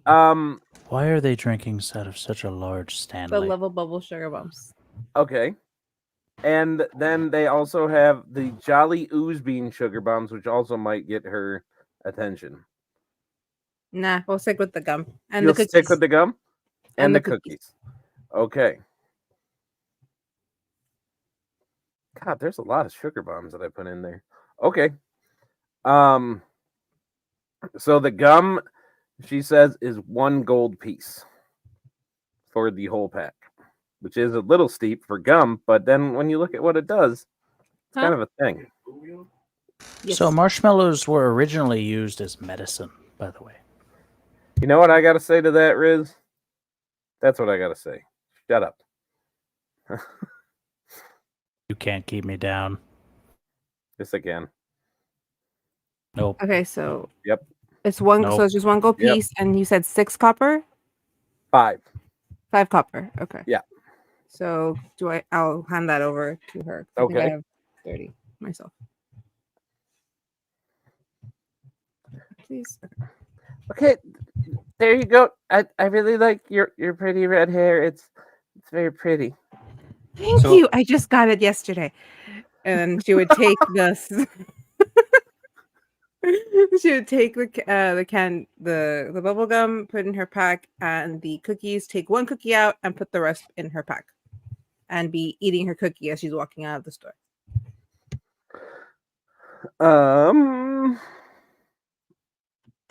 So I puffed- gotta find something. She's gonna rice stop is- you and puffed rice is early 19th century. good God, we're still on this. And the official marshmallow that we know what a marshmallow is today, although it was in flavors, is the 20th century, mid 20th century. So puffed rice definitely came before marshmallows so- as we know them today. So as you go to leave Sibby, the little halfling girl kind of like runs up and like kind of like tugs on your cause you wear you wear armor, right? Yeah, I have Okay. light armor. Okay, so she kind of comes up and like catches you by the hand and tugs you real quick. And she was like, Mom says I'm not supposed to have these anyway, so I'm just gonna give them to you because you look like you can have fun with them, and then Mom won't yell at me anymore. And she just puts a little pouch in your hand, and you now have a pack of firecracker crystals. Oh, you really shouldn't be playing with these. Yeah, that's what Mom said. But Dad said it was okay. But then Mom yelled at him, and Mom yells really loud. So Dad just, Mom told me get rid of him. So. Don't So have an you look experience like you like that. you look like you can have fun with them, and you look like you do really cool things, and so maybe you can have fun with those, and maybe you can come and see me again and buy more treats sometime. And Well, I'm definitely coming back. These cookies are great. And are you sure this isn't considered stealing? Because my friend already got arrested twice, and I don't want that. no, I'm giving them. I'm giving to you, like because you're my new friend. Oh, okay. Sibby takes one out and puts the rest in her backpack. Puts the Okay. other one in her in like a satchel little pocket here. Okay, so just to make it easy, we can say that you have one of each color that is in there in the description of them. Right. What are they called again? Firecracker crystals.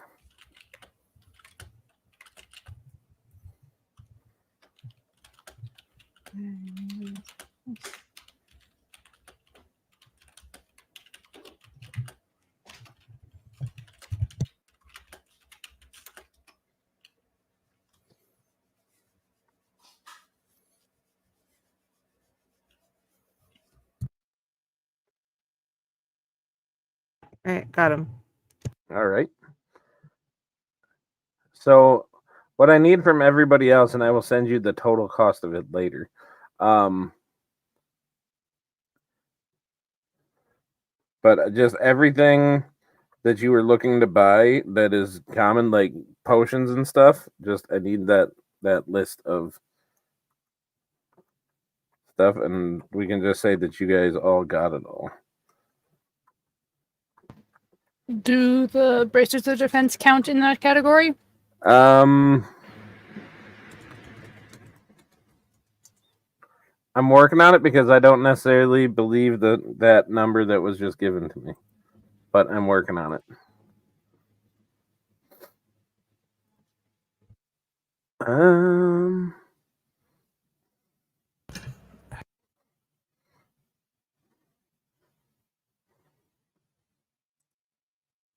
Let's go here and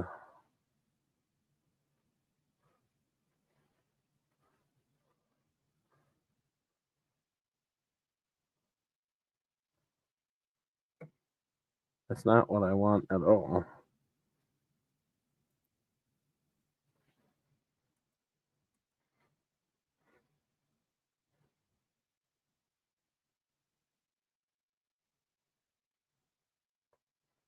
Do you need the list by tonight, or could we send it to you tomorrow? No, you can send it to me whenever because I'm just going to assume that you guys got it all. Except for the bracers of defense because I'm having a hard time finding those on this thing of mine. But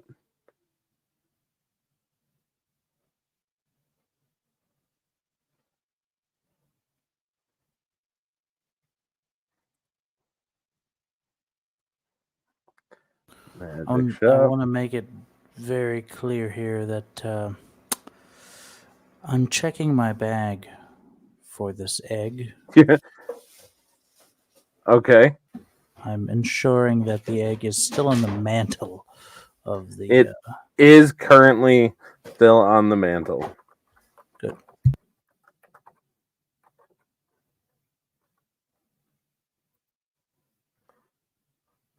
Okay.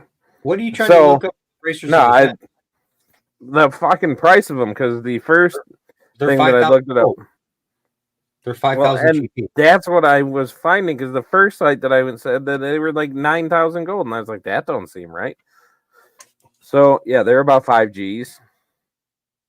You told me not to read that one. Except for the magic item stuff. That's the only Apparently, worthwhile thing. except for that one. That's the only worthwhile thing in that book. And I used to have mine on me. You should have rolled an check against Skip. So yeah, those would be about 5 Gs. So a little bit.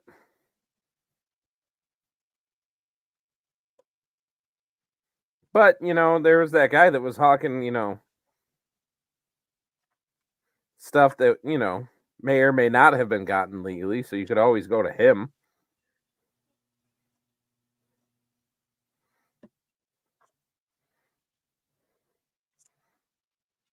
How much is that guy selling them for?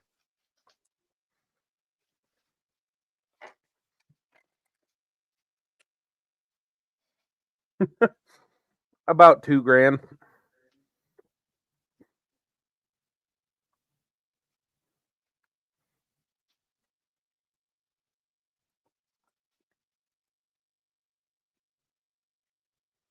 Is Echo looking at him at the questionable vendor? KJ is processing all of this information to see whether or not that is something that I'm able to get either direction. I thought Either direction. I thought you were wearing armor though, KJ. Mm-mm. Okay. Echo wears no armor whatsoever. I have nothing to boost my AC at all. Okay. Hit her now, or hit them now. So I would assume as Echo is staring at them, I would just walk up. How short are you? Echo wouldn't be staring because Echo can't Well, see, but feeling the bracers. Staring with her hands. Their hands. My bad. you would notice that Echo would pick them up to check them over to like double check that that's what they are, and then ask the vendor the price of them before setting them back down. And like, oh, you can almost see them like going through a mental tally of what they have on them. Is this the scene where you see like the chick who constantly keeps going to don't the see one anything. handbag that they really can't afford, but they're like talking themselves into buying it anyway? Not quite. I Okay. only need one.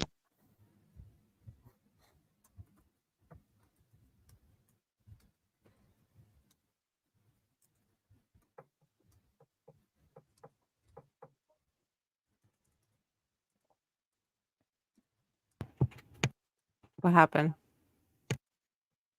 KJ's deciding whether they are going to splurge and buy these bracers. I Buy the legitimately braces. Buy can't. the braces. I legitimately do not have enough. So it would be the thing of, I can't hear you. Are you saying you can't hear me or No, Sibby? Marion. Marion? Marion might Yeah, be muted. I can't hear. Oh, We can't hear you. did Marion's headphones die? Nah, they died. I'm just Dead like, headphones! I suddenly couldn't hear, and I was like, I see your mouth moving. No, still dead. Can you hear me now? Yep. Yes. So I would walk up and be like, how short are you? Now, alternatively, this person says, if the bracers are outside of your price range, we have this very sturdy cloak that could do something for you. And he shows you what is basically a cloak of protection. What are Get the both. stats on that? Get both. Bitch, You I can wear don't both. have that kind of money. How You can get short both. are you? Yeah. You didn't get any of the gold. We gave the gold bars back. And there should be 3. I'll look, there should be 3 or 4 gold bars in the party fund. I'm We looking didn't at spend all personal that. fund. No, How that much was short are you? my so vote. Marion is sitting there like, Yeah, we have bitch, gold. how in the short gold are you?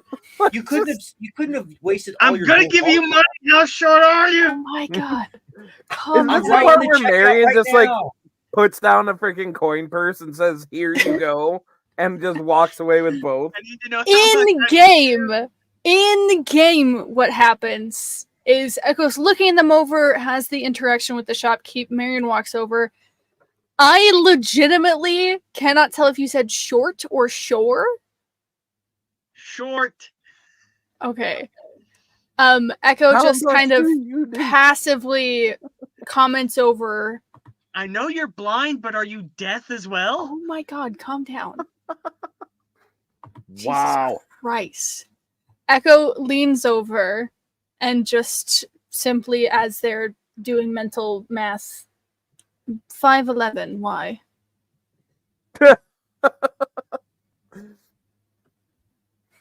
That's what you asked, my dude. That's not short. Respectfully, that is not short. Listen, Thank you. You know, to I be thought I was fair, I thought I was talking to Echo, not Hammy, because that was a Hammy response. well, I've got to keep you on your feet, don't I? So this shopkeeper, was this the 5,000 or the 2,000? Right now you're at the legitimate, Okay. legitimate shop, and he's sitting there saying, 5,000 for the bracers, 35 for the cloak. Well, for the braces, I'm about 4,000 short. Wonder if we could find somewhere that was having them for 2,000. I do tend to like to go through official channels, but you might have a point.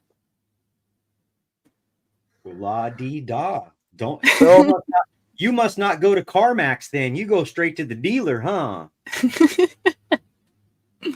Listen, Echo has to keep up with certain level of reputation. Well, your reputation is shot, so It's true. Hanging out with you for as long as I have, it's out the window. abysmal at this point. What do we need to do? Echo will just kind of politely decline the offer from the shopkeep. We'll go through the back channels to see if there's any of them that are cheaper, and even for the 2,000, Echo's still about 1,000 gold short.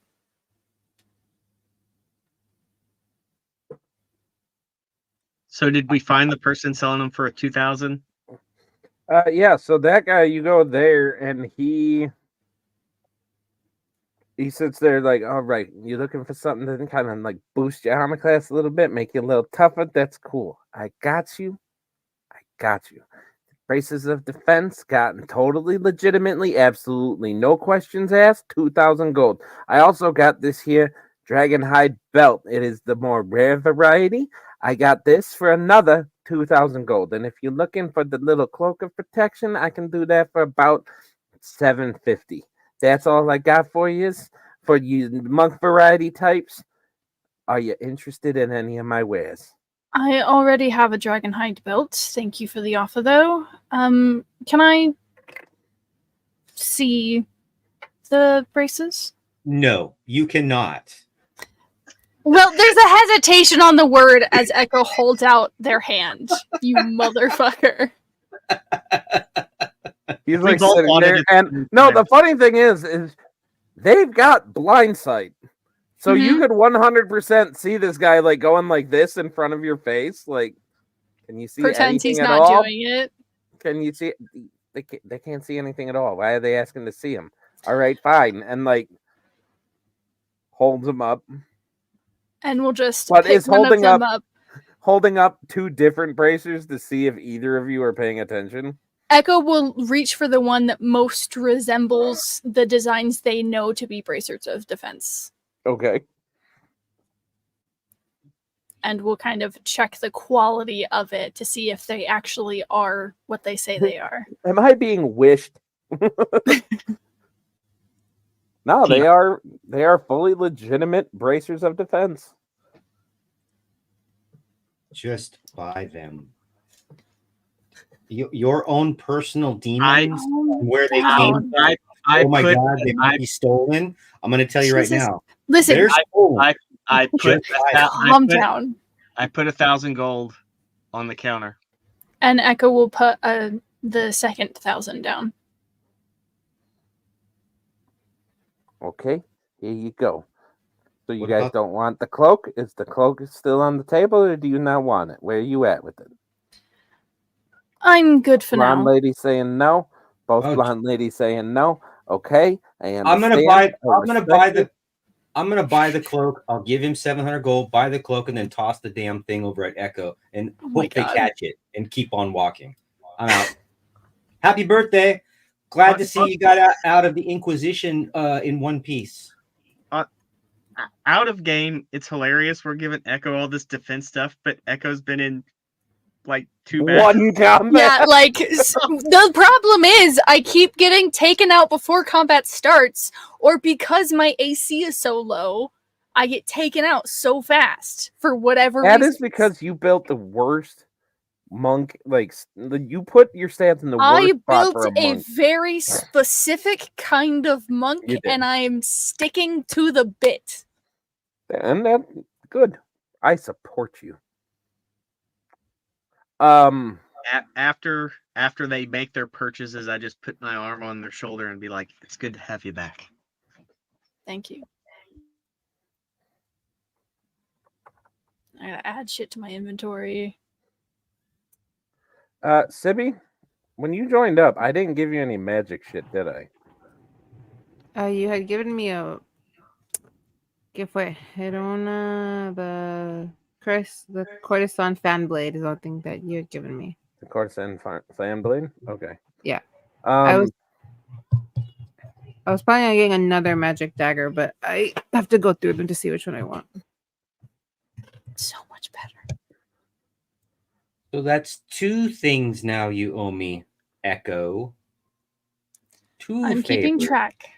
Ha, ha, ha. Dude, you're just loan sharking. You're just loan sharking Echo without even having her agree to it. Sorry. Listen, Echo's keeping track. Echo is keeping a tally in their head. Skip really is a fiend, so he is now Echo's patron. Imagine. That would be perfect. Oh my god. Well, I could be a demigod. Potentially. So, I'm trying to find.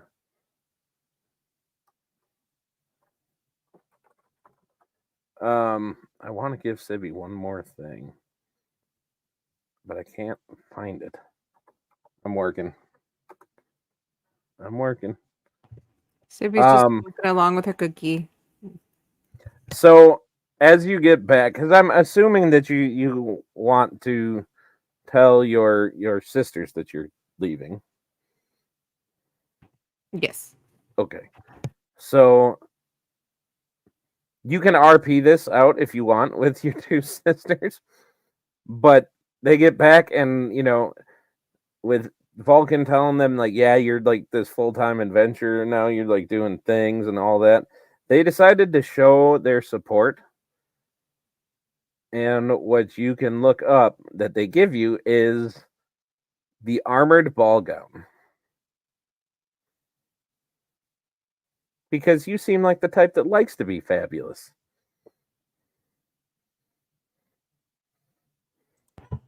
Oh boy.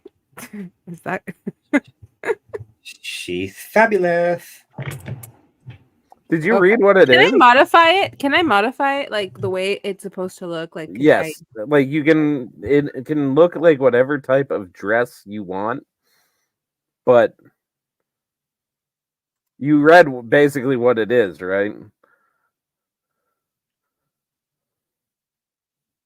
It would be so awesome if it looked like strawberry shortcake.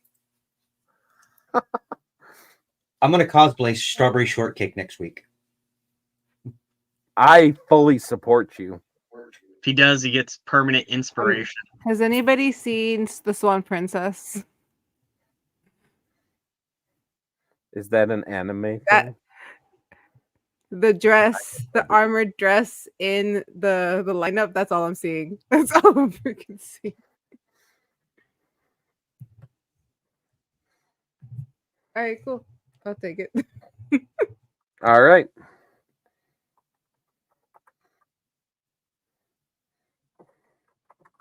Do you want me to? You said you want me to role play it out? That's up to you if you want to. I can do it. I don't think KJ's gotten to see this trick.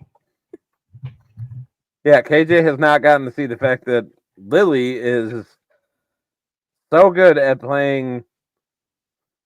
Her voice acting is good enough that she can convincingly play triplets and get me going. It's amazing.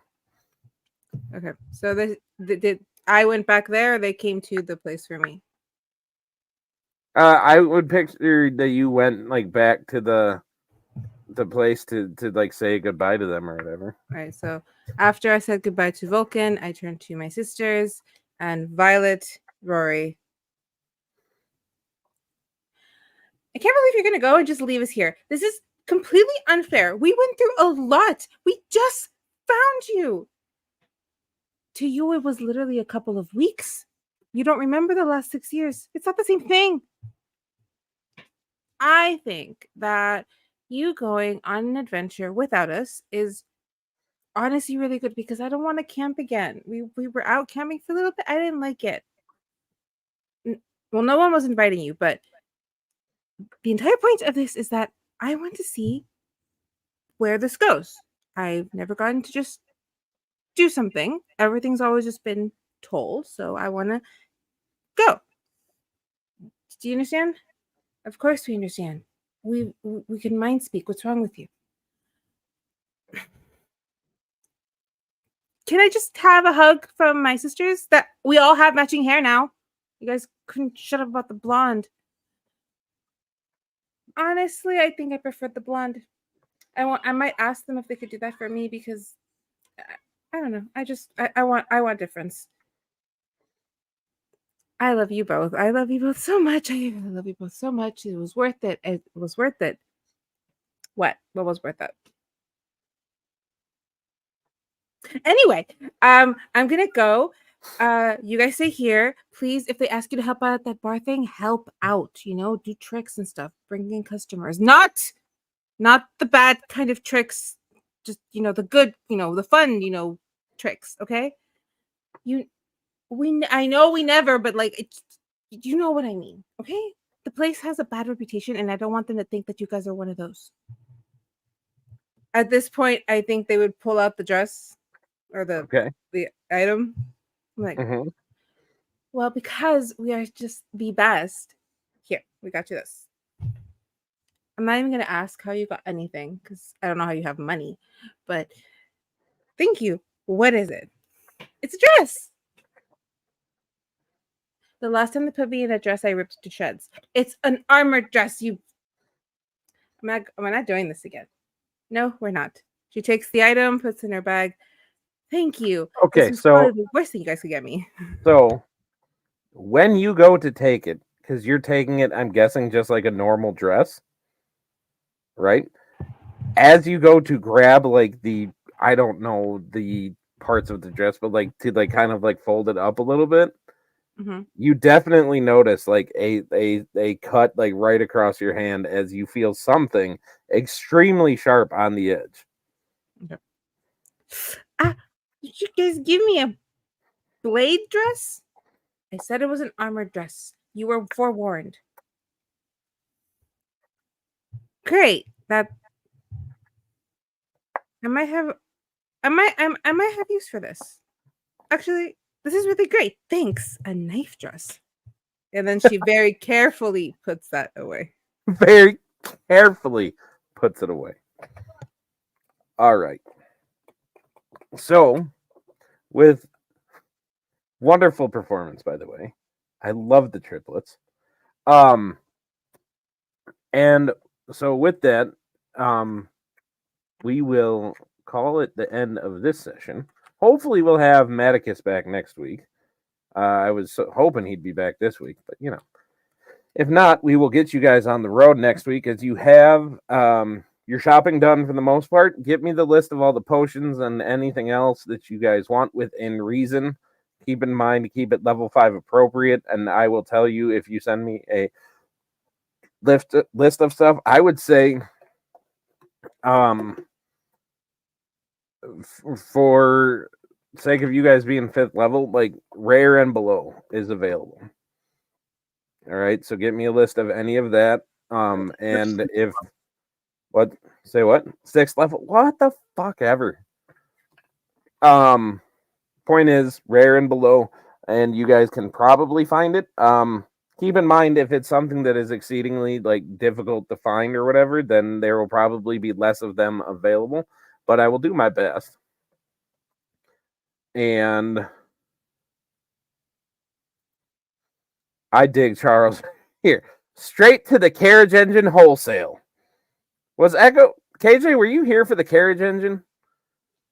Nope.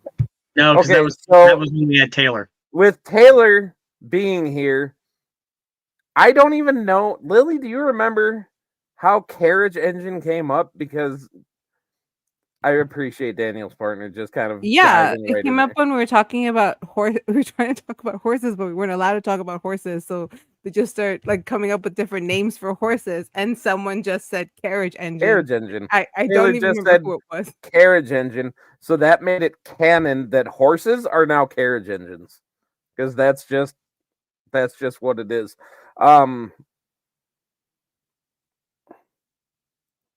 And this is also true. That little girl that gave her the firecracker things, she does not know. She does not even know. But like I said, we're gonna call it a day with that one. It was mostly a recap session for KJ to bring KJ up to speed, because those of you at home that don't know, KJ had to take a little break. I was in a show. I was gonna say to go and be in a show, which we fully support them doing. The funny thing is, this is one of the shirts that we bought for one of my costumes that I got to keep after the show was done. It is the most comfortable thing I own. That's fantastic, because I never wore a costume that wasn't uncomfortable as shit when I was on stage. But anyway, so thank you for sticking with us with our basic recap and shopping episode. Come back next week, where we will actually get down to some business. There might even be a fight or two. Dude, Riz, your wife is dope. It's my fault. It's totally my fault, and I don't even apologize. Wow. This is Charles is like on fire in the comment section right now. He looked at me and asked, "Does Riz breathe fire? He needed to buy a book to learn how to clean his cloaca." No, he doesn't breathe fire. Wow. That's pretty good. That hurts. Well, just saying. So normally at the end we say what we got going on a little bit. Here at the Clockwork Nexus on Wednesdays, you can join me and Ken and Patrick and Lily and Lily's husband, partner, boyfriend, somebody. I don't know what. He's one of those. Husband, right? Are you asking me? Right? Yeah, husband. Charles, husband I knew he was one of those. He is with us where we play another campaign where we are playing through the Mines of Phandelver, the Shattered Obelisk, and beyond. With a campaign called Kinship's Destiny. We got our third session of that, I believe, on Wednesday. Every other Friday, we got Golden Ghosts, which Lily sat there and streamed on Friday and was a regular in the comment section. Yeah, Lily, remember to drink your water. There you go. Everybody's remembering to stay hydrated. Yay! So that's going on. Lady Lily's YouTube channel, which I believe you can find her on YouTube at Lady Lily of La La Land, right? It's just Lady Lily. Just Lady Lily. She's got a couple of full-length movies on there. I have started to watch some of them. They're really good. Wait, which one did you start to watch? Let me go back because I started watching. He can tell you later. He can tell you later. Continue with promos. Okay, fine. There's a lot to get through. There is. But yeah, you can find her over on the YouTube. Extremely creative, extremely talented, and I believe you wrote those, right? So wrote and directed. Now, I will say, like, horror stuff, not always my thing, but I'm giving it a go, and so far, I'm not displeased.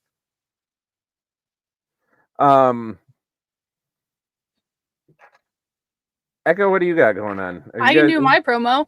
You can do your promo. As the sole member of To Be Diced ADV, I know currently our lineup is Tuesdays for Edge of the Empire, which is our Star Wars RPG, TTRPG game that is run by Daddy Tarzan 82855.